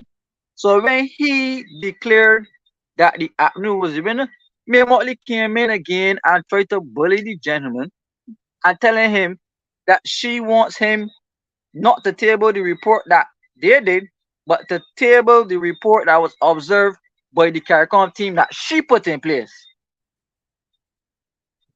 Right? So you're seeing it. How can a prime minister in the Caribbean, the head of CARICOM, be intervening in the sovereign affairs of a country? But I understood it because in one of these same articles here, it was said that, and we spoke about this last time, a specific country was trying to get control of Guyana because they want to use Guyana as a launch pad to target Venezuela. And that was the reason the Guyanese officials put forward for CARICOM and Mayor Mottley and Gonsalves and them doing what they did to subvert those elections. Right? It's right here. I don't know if Marcel could scroll up a bit and that we can see, people can see exactly the picture.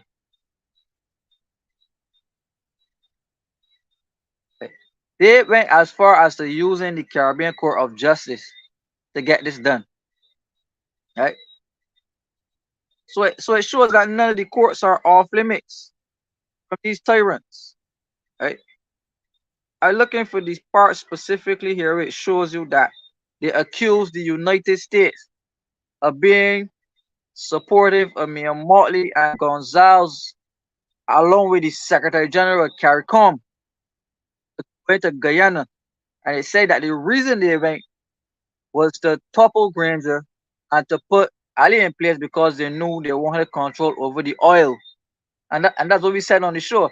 And the reports coming out from the Guyanese officials prove what we said to be completely accurate.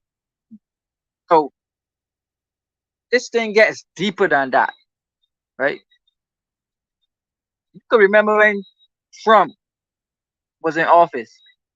Trump saying Mike Pompeo was his US Secretary of State at the time.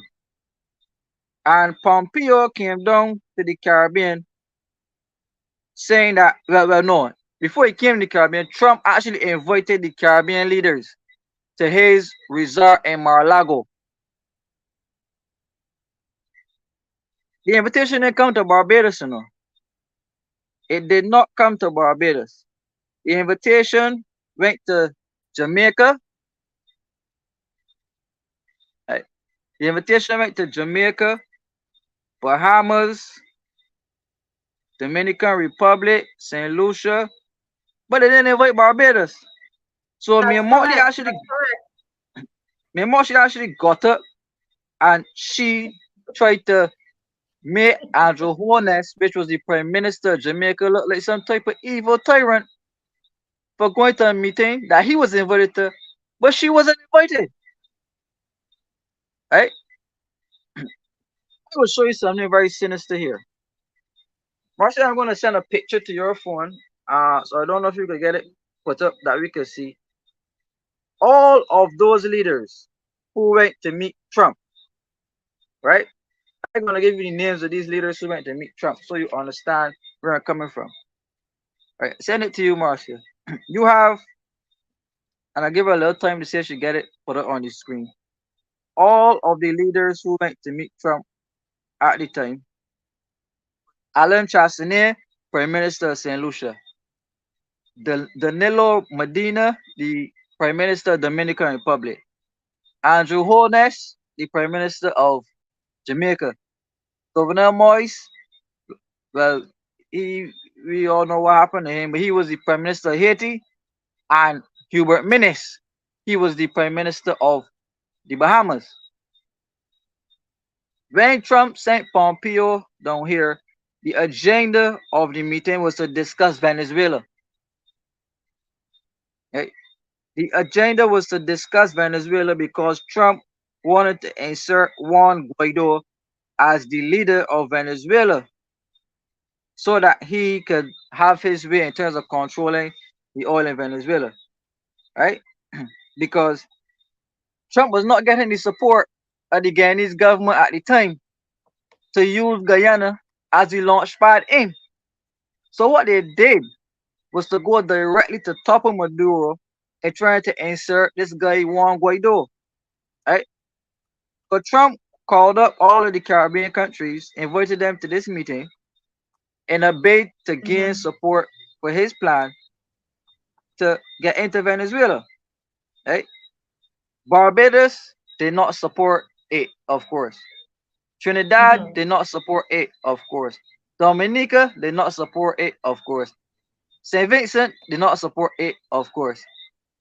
So you see where the division in CARICOM lies, where Mia Mottley has her own faction, which is Dominica, St. Vincent, Grenada. We saw that from the list of prime ministers that she appointed to go see the Guyana election. Where was Jamaica? Where was St. Lucia? Where were the other countries that CARICOM that she specifically handpicked her friends who are other Caribbean prime ministers to go into Guyana? All of them who had a narrative and they actually did her dirty work in terms of toppling the government and inserting one. Mm-hmm. So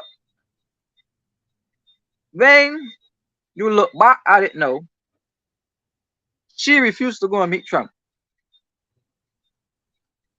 After Trump lost office, when I did my research, all of the leaders who went and met with Donald Trump, because remember she was refusing Trump, but when Joe Biden came in, all of a sudden she's a big American fan. She's in Right. America all the time. She's going to Congress. Not this one, Marcy. This is the picture with the foreign ministers. I don't want Right. this one. I want actual president. Yeah, because I'm not home, what I normally use, I'm having trouble because you sent me an actual picture and not an article. I can find Yeah, articles, but I'm not in a position to put up pictures because I'm not in my usual space. Right? yeah. Yes, but I'm gonna try. I'm trying my best. Go ahead. Right. So when Trump lost office, all those leaders who met with Trump, I can tell you exactly what happened to them. And you could count them. You could count them with me. Alan Chastanet lost his government. He's now back the Uh-huh. opposition leader, St. Lucia. Danilo Medina, he lost his government in 2020. He's out. Governor Moise, dead. Hubert Minnis, he lost his government. Oh, he's back now the opposition leader. Timothy Harris in St. Kitts. What happened to him? Oh, he lost his government. So to understand what is happening here, Andrew Holness is the last standing person or the last standing prime minister out of all of the prime ministers who supported Trump on his idea to wanting to oust Maduro. Right? So with the exception of Andrew Holness, if we understand the division in CARICOM, Andrew Holness and Mia Mottley are not necessarily the best of comrades. Right? They don't necessarily see eye to eye on everything. So I suspect, based off the public support that Mia Mottley shows to the opposition in Jamaica, right? Yeah. And the relationship between Mia Mottley and the opposition in Jamaica, which is the Opposition People's National Party, she invited two ministers of national security to Barbados to address the Barbados Labour Party annual conference.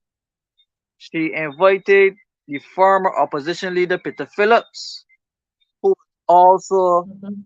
the Minister of Finance in Jamaica, and he rushed out in the newspaper talking about he fully supports Barbados Economic Recovery Plan, the BERT plan.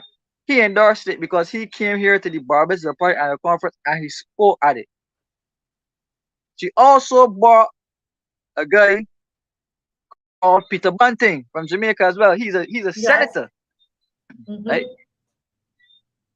This guy Peter Bunting, he is now the chairman of Roberts Manufacturing in Barbados, right? And he's a Jamaican politician. He's a senator in What? Jamaica. Well, he had a seat. I'm gonna send it to your phone. Peter Bunting is the chairman of Roberts Manufacturing in Barbados. Wow. Oh Lord of mercy. Yes. So she is showing open support to the People's National Party in Jamaica. And I found some old articles from 2018 which says that Mayor Motley is a for sure friend of the People's National Party in Jamaica.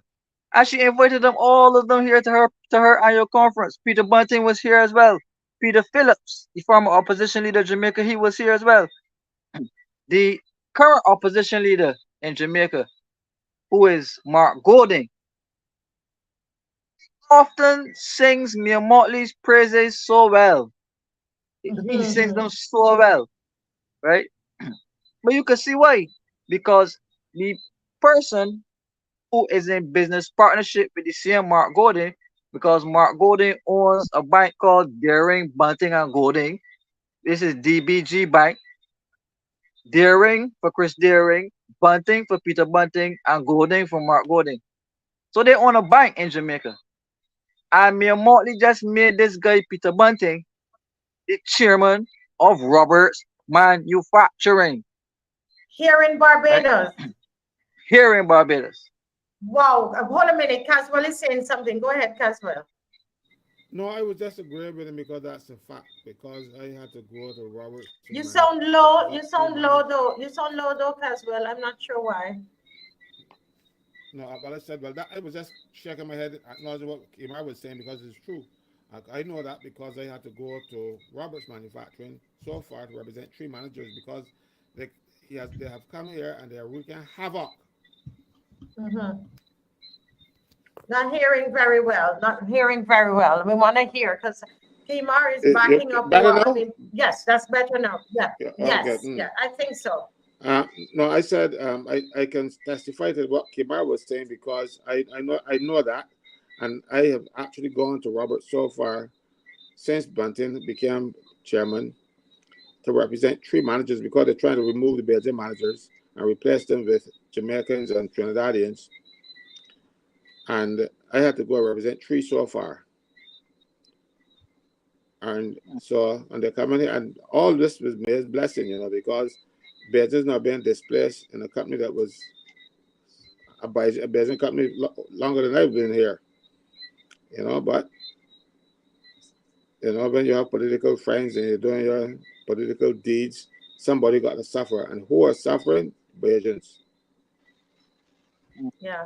That's no, I didn't even know that. But someone is saying here that PNP and BLP are always ideological twins. But really and truly, in the days of back to Barrow and Manley, Michael Manley were very, very close. Actually, their daughter, Rachel Manley, was sent to live in Barbados with Uncle Errol, because when things got tough politically in Jamaica in terms of crime and so on. So it was not always, but I think it has evolved into that. But back to Kimar. Go ahead, Kimar. Yes. I sent you the article just now, the very, very last one with the Caribbean leaders who met Trump. So you can look at that Yes. one. And I Okay. also I'm sent gonna you, send it. Yes. Go ahead. right, and I also sent you some information on the opposition lead, well, the former opposition leader of Jamaica, and I also sent you the article with Peter Bunting speaking at uh, a Roberts press conference. But you are saying, Right. Okay. So, right, mm-hmm. right. But I was saying we Mm-hmm. are seeing the influence. I remember Chaka Caribbean is a Jamaican company as well. So you're seeing a heavy influence, along with the fact that Barbados imports a lot of oil from Jamaica. Right? So we are seeing the connectivity of Jamaican politicians becoming heavily involved in the private sector affairs of Barbados. The Prime Minister of Barbados has deep ties with these fellas, right? Mm-hmm. So Mm-hmm. I share great concern for Andrew Holness in Jamaica that they are going to try to interfere in Jamaica's election because she's openly and heavily supporting the People's Mm-hmm. National Mm-hmm. Party at the polls. And I gave you the list of those persons who met with Trump. I'm gonna read it for you one more time. Yeah, Alan I'm going to Chastanet, bring it up. I'm going to bring it up now. Go ahead. It's coming up right. soon. Alan Chastanet, he was prime minister at the time. He lost his government. Danilo Medina, the prime minister of the Dominican Republic, he lost his government. Governor Moise assassinated. Hubert Minnis lost his government.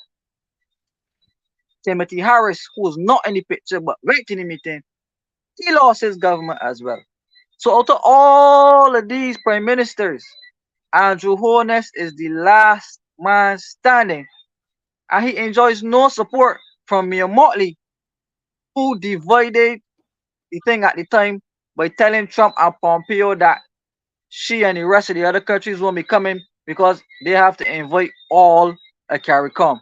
And Trump and those guys just ignored her. And she purposely tried to cast Andrew Holness in a very bad light, and they went as far as to say that Trump select leaders, Caribbean leaders, to meet in Florida.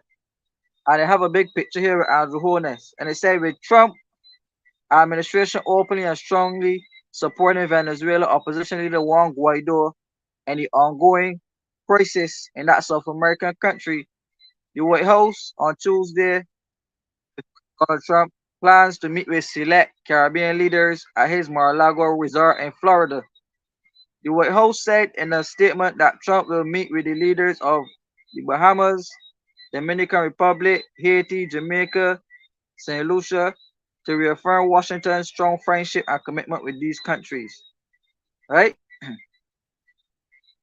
And they went on to say here that the agenda of the meeting is to discuss Venezuela political and economic futures, right? Because they want to get rid of Maduro. But the problem with getting rid of Maduro was that Russia and China and Cuba supporting Guaido, right? So you started to see the agenda from all back then, right? Because they know trying to do in terms of using Guyana to try to get into Venezuela. And they set up me a Mottley like a clown to go in there and to topple the legitimately elected Guyanese government to put in a puppet government because she was acting on instructions from people. Right? Look back at this list right here. Alan Chassanier, gone. Danilo Medina, gone. Jovenel Moise, dead.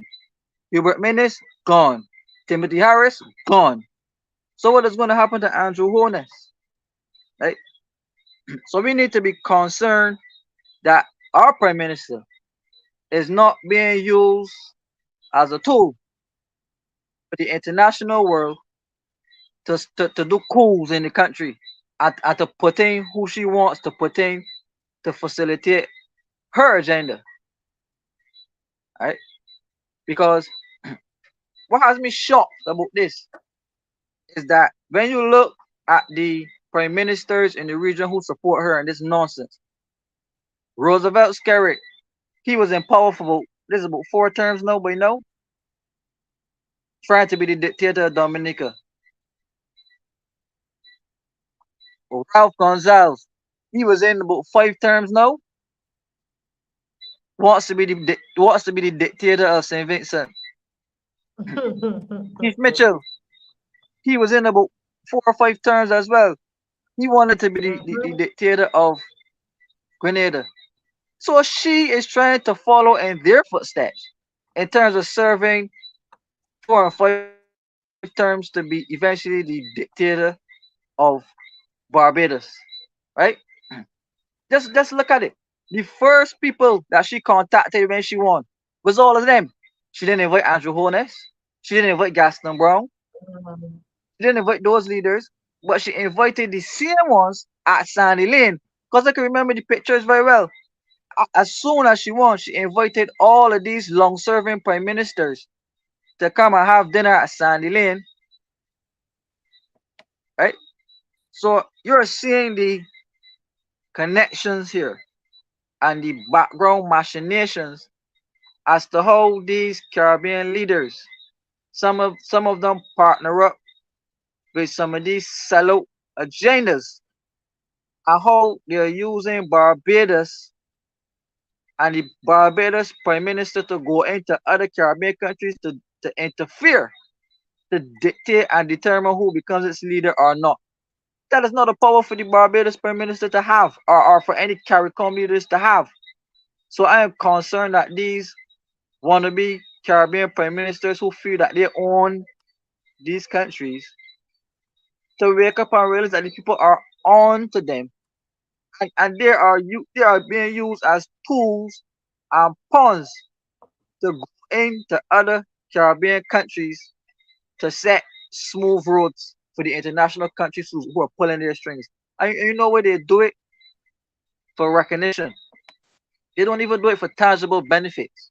They don't even do it for investment for the countries. They don't do it to build hospitals, roads, schools, nothing. They get kickbacks from it, right? And as the article from Guyana says, they came in to subvert the will, the natural will of the people who voted, right?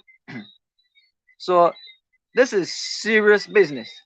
And the Jamaicans, Marcia, I know you're a Jamaican here, so I know you take No, an no, interest no. in this one. Talk your talk. Yeah, talk your talk. Talk your talk.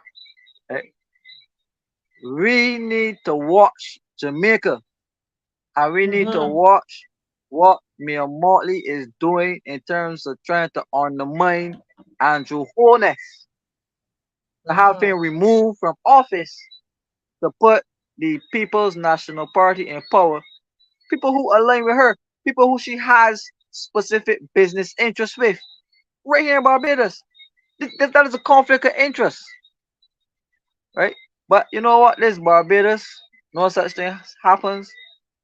From my understanding, she and Andrew Holness is at constant war as to who's the real leader of the Caribbean, right? But why they can't get their hooks in Jamaica so serious is because they cannot use the Caribbean Court of Justice to subvert and pervert justice like what they did in Guyana. They can't do it in Jamaica because Jamaica has not signed on to the Caribbean Court of Justice as its final court of appeal. And then on top of that, the opposition, right? The People's National Party is pushing and pushing and pushing and pushing and pushing Jamaica to become a republic. So much so that a motion came from the son of this guy right here, Peter Phillips, whose name is Michael Phillips. He's an opposition member, you know, but he is Mm-hmm. bringing a motion to the floor of Parliament to push Jamaica onto a republic. What you feel that is happening?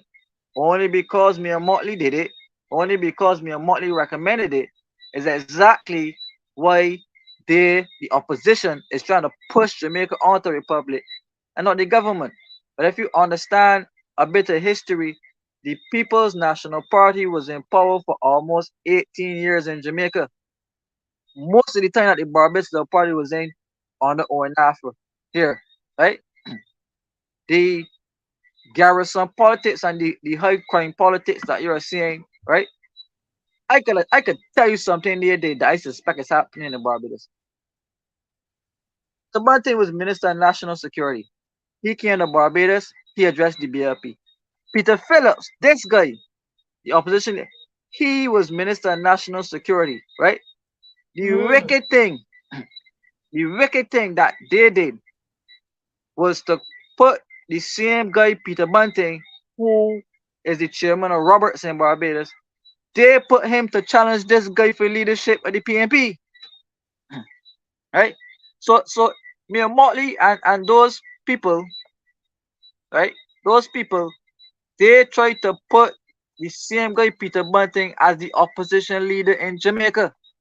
So you seeing Mm-hmm. how they coalesce in each other. They try to help each other. Because think about it, Marcia.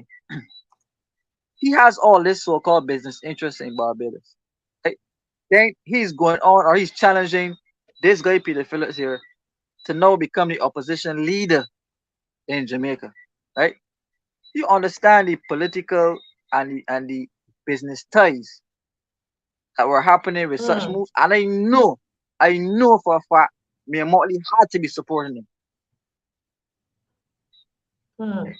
You know, I had no idea that he was the chairman of Roberts Manufacturing. I had no idea. This man is like a top in the People's National Party in Jamaica. Wow. Wow. So you're going to tell me that Jamaica bought Jamaicans bought Harrison Cave, right? I understand what was happening with Barbados though. And he is now, wow, interesting. So Wow. Marcia, who's bought Kensington? I don't know, but they are trying. It's, I guess it's to the highest bidder. Did somebody buy it yet? Somebody sent me something tonight. But I mean, this is you major. know, we accuse the government of selling out Barbados. You remember the number of properties coming down from the Barbados Defense Force all the way down into Bridgetown that were on sale? As far as I recall, Yes. it was a number of properties, and I stand to be corrected. Caswell, you can tell me if I'm right or wrong, including government headquarters. Am I right or wrong, Caswell? Yeah, government headquarters, Was one of the the properties, is that geriatric right? hospital. That is why they're building that stupidness up there in the water table. I mean, in the zone one area, and in the Selling out the whole Waterford. country. That is because the geriatric hospital is supposed to accommodate a convention center. They have plans for that, and they're telling you, oh, the people will be more comfortable. Not gonna be more comfortable. Not. There's so much land inside there. All you have to do is to fix the wards and move up. Clean up, take out one ward and fix it. Take out the commission and fix it. Everyone rebuild it. You don't have to move them from there. But no, in the old days, those people should be able to take the patients to the sea. You can't take them to the sea now In from up Waterford at Bottom? Waterford, You No, know, that is the no. problem. The government does not tell the truth. And now I see them building this hospital there with slabs again, pre-Concord. You know what I mean? What is happening in this country? Mind you, this was the man that she was opposed to, when the dams were in place. And they've now become the best of friends. And he getting all the contracts. Just like, how the Honorable Coretta McDonald was talking about these people getting all the contracts in Guyana. Well, the same thing is happening Mm-hmm. here. But Barbadians will suffer if they refuse to open their eyes and see what is happening. Right now, they're suffering, and some of them don't want them one bit because enough of them are not hurting, are not Yeah. acknowledging that they're hurting, I should say. Well, they're selling out the whole place, and to these persons. This is the same Peter Bunting implicated in Florida scandal, and something, Kimar, on this program, Caswell always say that this lady, she seemed to be very unfortunate. The people around her are always people in scandal, in some kind of, implicated in something. You see what is on the screen here, Kimar. I want you to jump in this, because this is the same Bunting that she is pushing to take the lead in the she was pushing him, because I think Mark Holding probably hold it steady right now. But look at him, corrupted, and she just unfortunate, as Caswell would say, to be always around people who are so corrupted. Kimar, back to you. Yeah, well,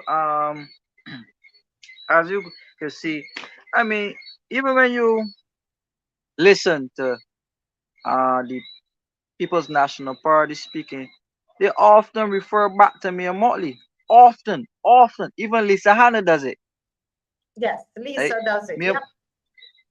Mia Motley. Fontaine does it. Mark Gordon does it.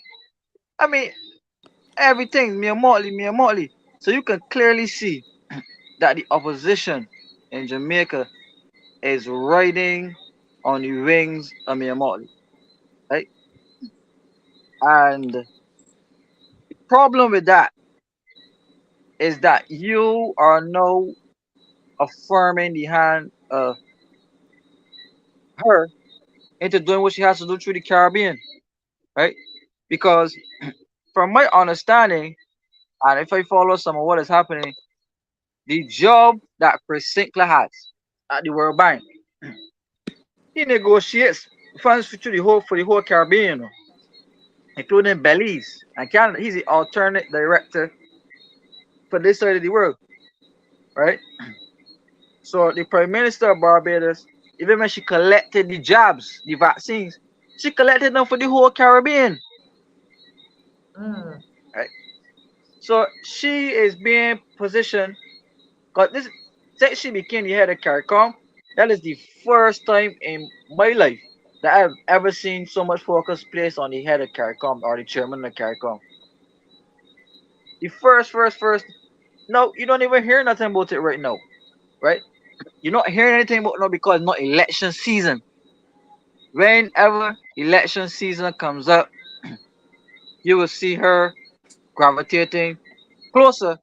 That if Barbados is not back in there, Barbados will be controlling the person who has the chair, because it is the prime minister's goal to become the regional leader or the leader of the Caribbean, right? But as I said, Jamaica and Andrew Holness, there's stiff competition as to who's who, right? So when you listen to these guys, you hear, well, she only speaks for her, but she don't speak for the whole Caribbean, right? This While is you're sorry, go ahead, Caswell. no, while you're there speaking, someone sent me a WhatsApp message to tell me that Elombi's wife, Donna Mottley, is a lawyer and a current PNP senator. Elombi, of course, is Mia's uncle. So it's all Right. in the family now. So you're saying, let's be clear, you're saying that one of the senators in the People's National Party is married to a family, to Ilombe Motley. Is Elombi's wife, and Ilombe's Elombi wife. is yeah, and she is, and Elombi, of course, is Mia's uncle.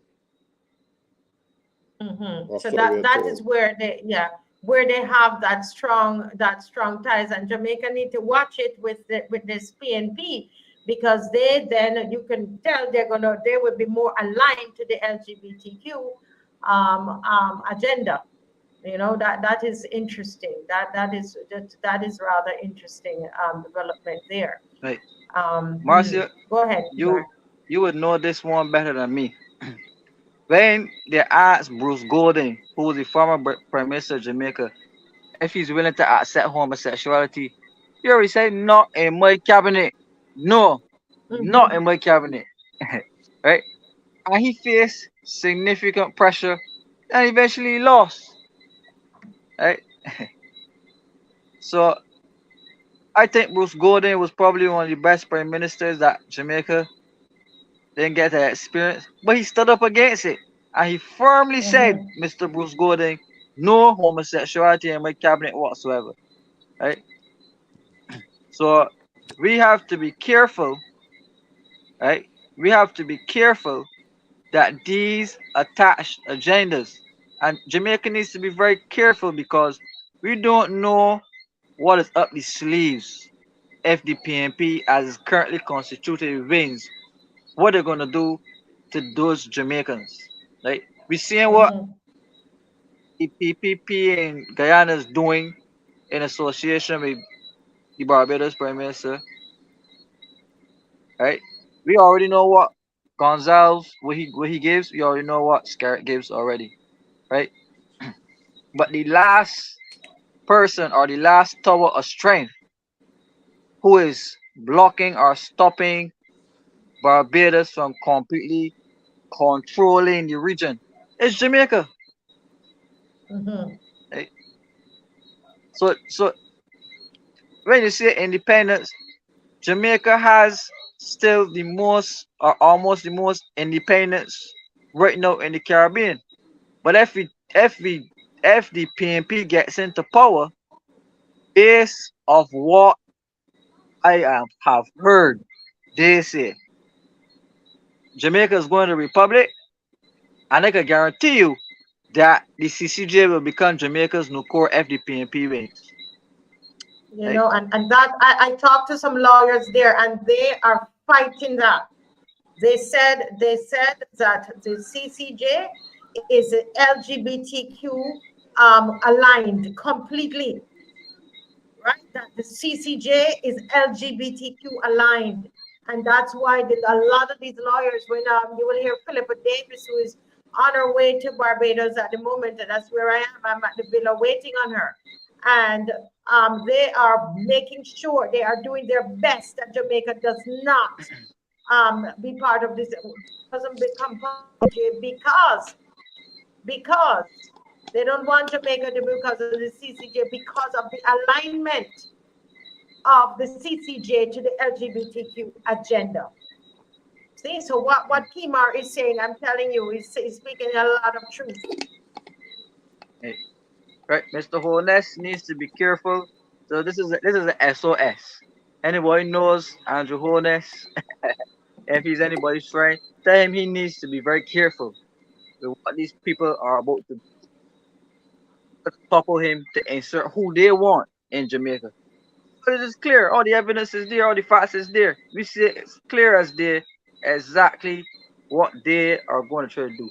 The same way they use the CCJ to pervert and corrupt justice in Guyana as it relates to that election.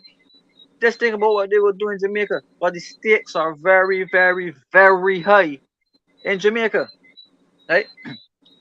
Frondell Stewart said on the platform last time that if the Democratic Labour Party was ever re-elected to government, that Barbados will no longer be a part of the CCJ. Right? And that was a very bold statement to make as a prime minister, you know. Right?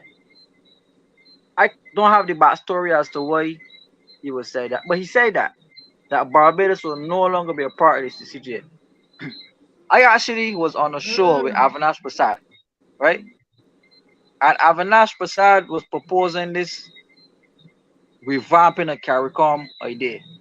And he called his plan the Bold 9.58, right? This Bold 9.58 plan was supposed to actually streamline, and it was supposed to be a more plausible plan that does not include all the bureaucracy of CARICOM, right? Jamaica didn't even sign it. They didn't look at it, right? So most, and from what I've heard, from what I'm hearing, I think I got this from Ornafa, and they investigated it, and it seems to be true.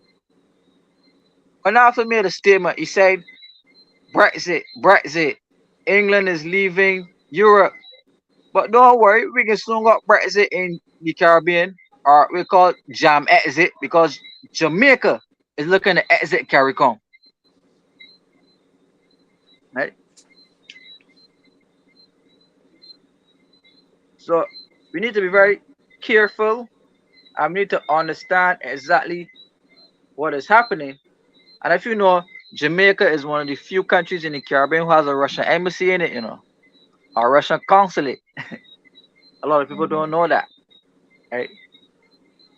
But over to you, Marcia. I think I had enough. Yes. Caswell, any comments? Thank you, Kimar. Any comments on that? Marcia, it's going to be very hard to follow on that. That young man has been very comprehensive. He knows what he's talking about. I have not heard anything that he said that I can challenge. I can support, and I well remember most of the things that he said, and he is not making he's not making it up, and he's been able to prove it by newspaper articles that have been published. All right, those who have ears, let them hear. And the thing is, the only way that you know don't hear is if you don't want to hear, because it is out there, and it is not something that you can challenge, because you can challenge the truth, but what are you going to put in its place? It is the truth, the whole truth, and nothing but. Kima, again, this country, I know it's not the Caribbean, but it is indebted to you for your analysis. Good work, my brother. All right.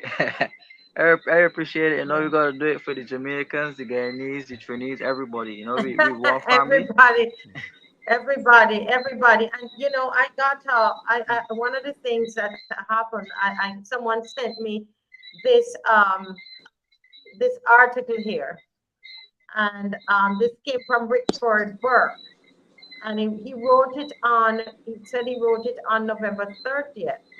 And while I'm looking for it, I tried to summarize it, but he was basically saying, he says, CGID, which is his organization, blasts St. Vincent and the Grenadines and the prime ministers for not condemning Venezuela's aggression against Guyana. He's also blasting Barbados and St. Vincent and the Grenadines, the two of them that you were mentioning. He says the New York Caribbean Guyana Institute for Democracy is appalled at the refusal of the Prime Minister of Barbados, Mia Mottley, and the Prime Minister of St. Vincent and the Grenadines, Dr. Gonsalves, to condemn the wanton aggression, the rhetoric and actions of the Venezuelans against Venezuelan government against the people and state of Guyana. Now we know that they said that they are with Guyana, but what this writer is saying, that amidst the escalation of a threat of force against Guyana, the two prime ministers are hiding behind a CARICOM statement on the controversy, while claiming that they support Guyana's case before the International Court of Justice and that they purportedly support the CARICOM statement. They simultaneously continue to pursue deeper relationships and economic cooperation with Venezuela, which has practically declared war on their sister CARICOM state. So it's very similar, Caswell, to what we were saying. He's alleging that they are in some economic cooperation with Venezuela, and so they are unable to come out and to vehemently, push back against Venezuela and to condemn what Venezuela is doing because of their economic relationships. What are your thoughts about that, Caswell? Marcia, Barbados is trying to straddle the fence. They want to remain friends of all and satellites of one. You know, the problem here is if your brother is doing something wrong, you must tell him. And this isn't what is happening, because Mayor said that Barbados and Venezuela are sisters, have a good long-standing relationship and stuff. Forgetting that when I was a boy, you used to hear all the old people talking about BG. BG was British Guyana at the time before independence. You know, and everything was BG, BG, BG, because a lot of the people in Guyana have their roots in Barbados. As I told the show the other night, Burnham's parents, the guy who became president of Guyana, his parents are from Belplain and St. Andrew. So we have great connections with, and we have people in Barbados and Guyana who are still first cousins.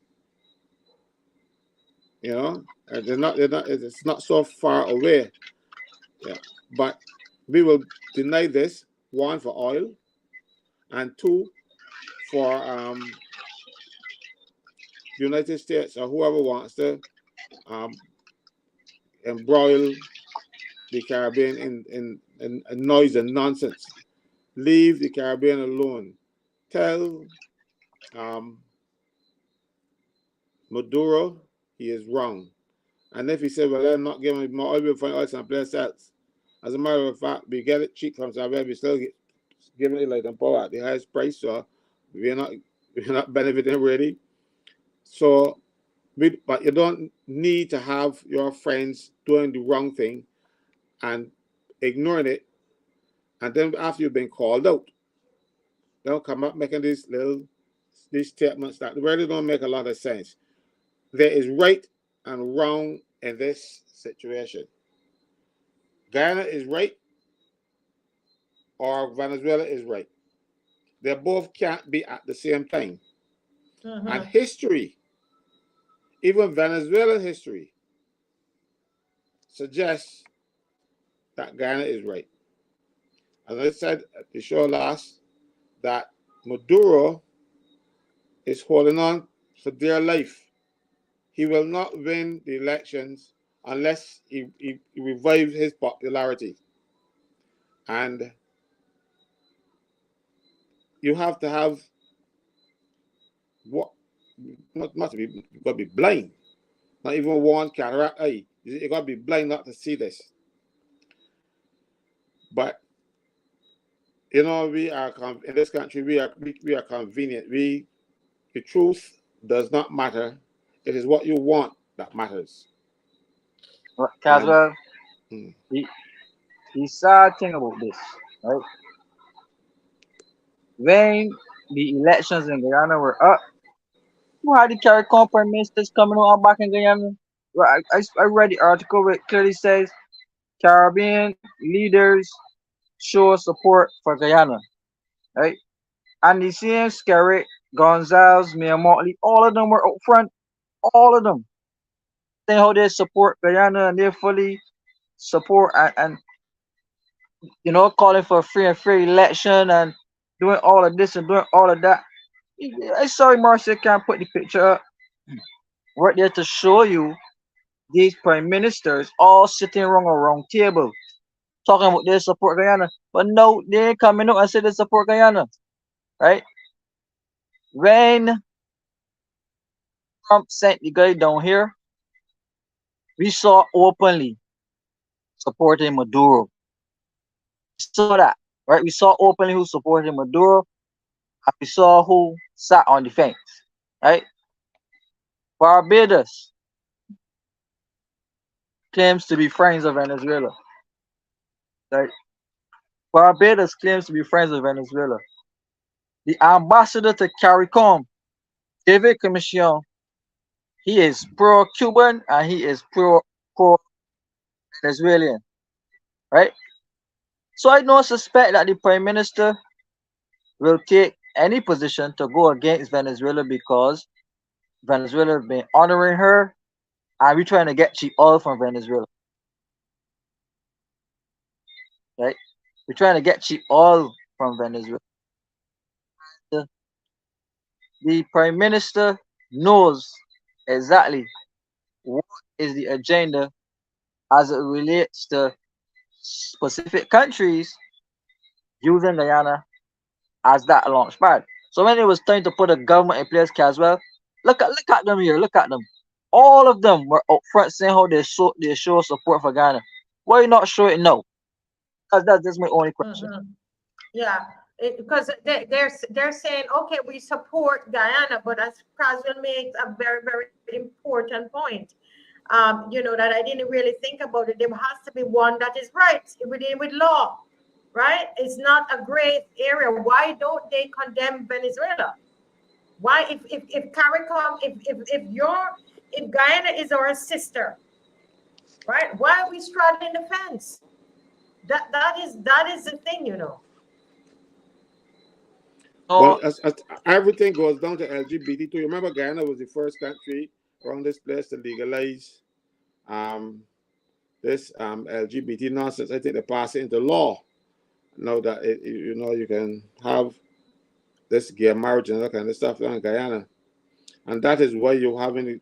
Remember the Honorable Coretta MacDonald is saying that we have so many school children forming same-sex unions simply because they are being led from at the top. And Barbados is going that road too. So there are lots of agendas here. There's the LGBT agenda. There's the Guyanese oil, and there's Maduro trying to revive his popularity. So this whole cohobler pot of madness will only end up in the destruction of Guyana if Guyana does not get friends, because Guyana's population is smaller than the Venezuelan army. So you see what you're up against.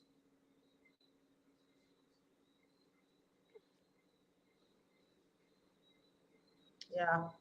And as you said, they're all here now, and we need to know why aren't they condemning. So somebody here is saying, AC 787 says Guyana has been sacrificed by CARICOM for money and favor. The agenda is clear and the actors are in clear sight. Yes, Guyana, open your eyes and see what is happening. See what is happening. That you look and see what is happening. Yep, yep. Somebody here saying we got to protect Kimar. uh, the support was for the oil, but they knew the bigger countries will go after the oil in Guyana. Mm. And Marcia, yeah, go ahead. Yes, go ahead. I could give you further instances of how divided this CARICOM thing really is. Jamaica put their foreign minister, Kamina Johnson Smith, in the race for the Commonwealth Secretary General. Right? Yes, I That remember is a that. that is a position held by a Dominican. I think her name is Baroness Scotland or so. Scotland, yes, Baron Scotland, yeah. There was a lot of quarreling and division. Ask yourself where Barbados' vote was. Obviously not for Jamaica's choice. Yes. Right? Because her and Wholeness, you have to remember that Wholeness is who told her that, listen, Jamaica will conduct its own foreign policy, that she has no say in it, remember? So Yes. there's an issue, as you established, between her and Wholeness. So you definitely, she would not have been voting for the JLP candidate. Yeah. So this is serious. But let's paint a bigger issue here. Barbadians need to not be so focused on Barbados only because little country Barbados is reaching into some ponds very far deep and wide. And we need to look to the Caribbean and to see what this little getting itself into and the dangers that is getting itself into to facilitate the agenda of one person. I've never seen Barbados up to so much mischief in such a short space of time. So you're saying that when we summarize this, the summary of this, how do you summarize this, Reverend Ferdy? How do you summarize what you're hearing from Gimar? What are you summarizing? I know you're gonna want to go and do some more research on yourself, but based on what Gimar is saying, what are you summarizing? I don't know, Marcia, that I can do any better research than I have heard from Kimar tonight. It's brilliant, Kimar, and not just information, but the capacity to discern what is going on behind the scenes with the information to show, prove, and establish that what he's saying is so. I am absolutely. I'm sitting here, actually being educated. Thank you, Kimar. I really appreciate you taking the time to do the research and bring this to our attention, bring it out. Because, Marcia, these are things we don't see on the surface. I mean, you're just getting about your life. People in Barbados are just getting about their lives, thinking that everything that's happening here is happening within the context of just our political arena. But we are not seeing the influence of external elements that are pushing a specific agenda that they want, that CARICOM has to buy into. And those people who would resist it, clearly, Kimar, they tell me what, let me see, where there's smoke, there's fire. Kimar expressed some things tonight with regards to that meeting with Trump and the persons who have lost office. And every single one of them, he has shown clearly lost office that met with Donald Trump. Clearly, there is an agenda that is being pushed here in the Caribbean, and the international elements, the global elitists, have found a person who they are going to use to spearhead their agenda in this Caribbean area. And just like they did in South America, just like they did in Iran and Iraq, they are going to overthrow the governments, but they're not going to overthrow them in the same manner that they would have done it in South America, where they assassinated the presidents and the CIA went in. You all need to go online. Kimar, I'm sure you know about this. there is a video called Economic Hitman that you need to go and watch to see how the United States CIA actually went into, I think it was Peru, and removed the government, the elected leader of Peru, and Salvador put, Allende yes, and put and them place and put somebody else in, Pinochet in right? place. Now, we're not going to see that type of removal in the Caribbean. You know, what we are seeing is what Kimar is expressing, and that is the underhanded, underlying, you know, almost like the San Andreas quake, Marcia, where it's underneath, you know, and things are happening underneath, and sooner or later it's going to erupt. It's going to break out, and we're going to see it. Unfortunately, it is going to be too late. And I am praying and hoping that this video and the one that we had from the what was it, Monday night with the MP from Yeah. Guyana, I am hoping that these go viral, especially within the Caribbean, because we need to hear this. Barbadians need to hear this. You know, when you listen to our people overseas, when you listen to the Minister of Foreign Affairs, I listened to the launch of the Barbados Pavilion in Saudi Arabia, and I didn't hear anything about Barbados. All I heard was an insult that the people in Barbados sleeping while we are here working. That's all you can say for the launch of of a strategic alliance between Barbados and Saudi Arabia. You can talk about our people sleeping and you working. What does that have anything to do with what is being propagated in terms of an agreement between Barbados and Saudi Arabia? Insult to Barbadians. And I really hope that these YouTube videos, Marcia, thank you so very much, Kimar. Thank you so very much, my friend. I am absolutely amazed at your capacity to do your research and interpret and understand what all of this means. And of course, Marcy, you're Jamaican, so I hope you get all of this Yeah. back to all this in Jamaica. I really hope Yeah, so. I'm already here thinking who who I need to speak with, and That Philippa, I would love to see. Yes, Philippa is going to be here, and so that's I would Philippa. love to see if I can connect Kimar with Philippa. Philippa is a Yeah. lawyer that is being sought out throughout the region concerning the Samoa Agreement, and you see they have the ear of Andrew Holness, which is why right now, yes, somebody said it seemed like Jamaica will sign, but Jamaica is accountable to them people. Those people have been lobbying them for years. And they know that if they step out, they step out and do that. That is going to be some trouble in Jamaica. So they're stalling. They're stalling because of people like Philippa, who is actually she's on her way here in Barbados for will be here very soon actually. She's here for the symposium that is going to happen.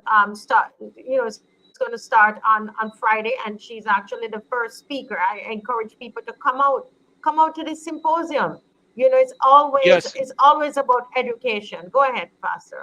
Marky, I really want to push that. Honestly, I want to push this. You see, sometimes people think this is just Christian stuff or whatever. People need to come out to this symposium and hear the facts and hear the truth. You know, one of the interesting things I noted in Philippa's contribution is she's going to show how the stability of the Caribbean family contributes to the GDP. I am absolutely curious to hear how that is going to affect the GDP of the country. And I really want to encourage everybody, and I really mean this. Everybody needs to attend this simple. I'm not saying it because I know you or anything. I'm simply when I look at the cadre of speakers and the subjects being dealt with, I really want to encourage every person possible, especially those of you in Barbados, that it's free.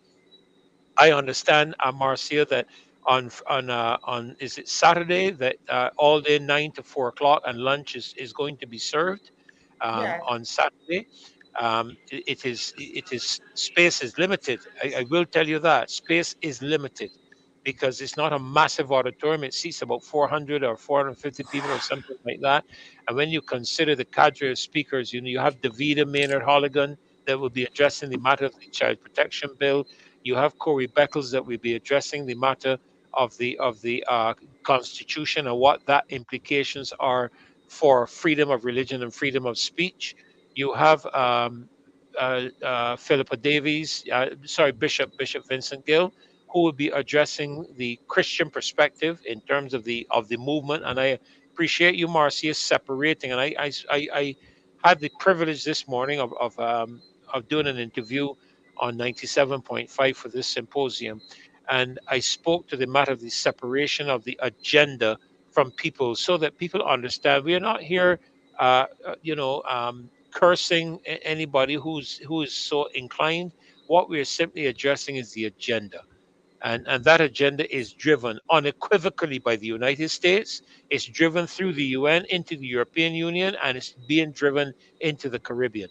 Why else would an LGBTQ2 plus promoter and activist be moved to Barbados as the US ambassador at this time?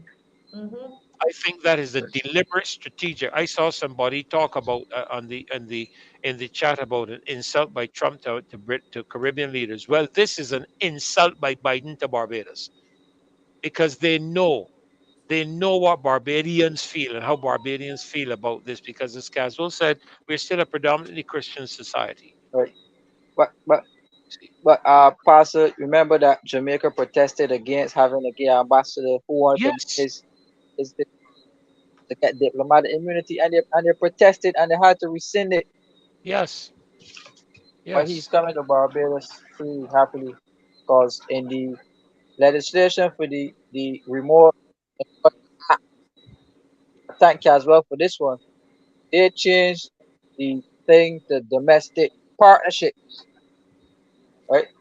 What is a domestic partnership? You go down in Bridgeton and look at the image, you'll see a domestic partnership. But Caswell has named that. But we're gonna close. I'm gonna get Caswell say the last word. But let me get to Lumumba. You still there? Any thoughts? Quick, it's 10:01, but you still. I know you've been listening, my brother. Any thoughts there before we close? The 1 minute. No, I'm just good. I'm just listening in, and I'm saying, Kimar, you did an excellent job, as always, and I wish you all the best. Franklin, brother, I'm glad that you're still here, and we're not going to fall into the rumors. We ain't gonna let the rumors get us, right? And Dr. Ferdinand,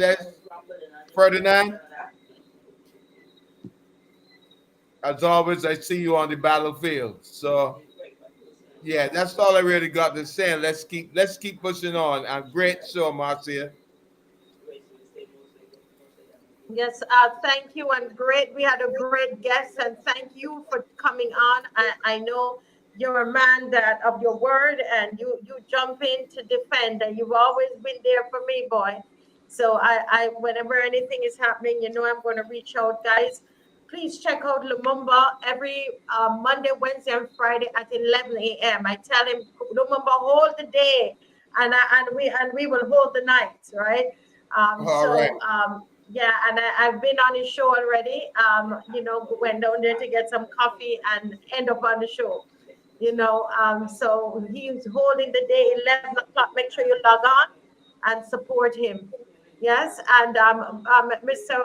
Thank you so much, Pastor Ferdinand. As soon as you saw that video, that lying wonder, you told me send me that link, and I'm glad you came on. Kimar, thank you so much for the research. I'm sorry that I didn't get to do justice in having everything ready for you, but I tried my best because I still haven't gone home yet.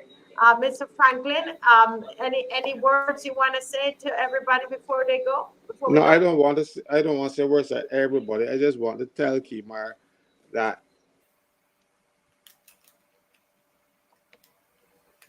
Your mic went off, Caswell. You went We're off. not You hearing went you. off as well. We can't hear you. no, no, I don't want to talk to everybody. I just want to talk to Kimar and say, but the quality of his work that he's been doing on this show, will make him a prime candidate for one of the same presentations that was made about me. So look out for it, Kimar. Your turn is next.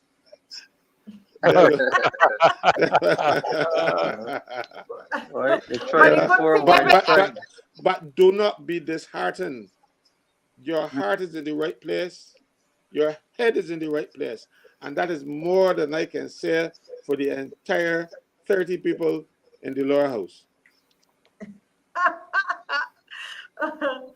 Well, you know All what? Thank you all so much, and I'm hoping that people would register 2, 3, 6, 7,000. Just message me if you need you need Marcel, to register. Yes.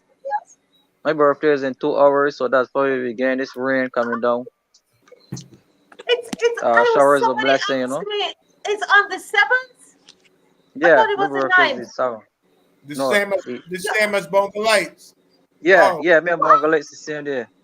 Oh my goodness. okay. Oh Lordy. So, oh my Lord, look at me so busy right now. I didn't realize that. I told somebody today, this morning, that it's on the 9th. 7th. It's the 7th. Well, happy birthday. Oh my goodness. We're not gonna get to, oh man. And you see, he's like my son. My son is on the 4th. Ah, He was on you the have a son. You see that? You have a son. but my son is the 4th. His birthday is on the 4th.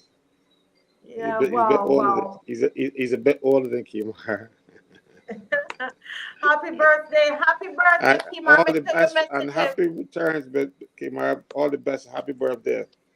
All right, thank you very much to Yes, everybody. thanks for letting me know. I would have called you on the 9th. All right. Okay, guys. Yeah. Blessings. God bless. All right. Bye-bye. Bye-bye. All right. Bye, everybody. God bless you. See you at the symposium. God bless you.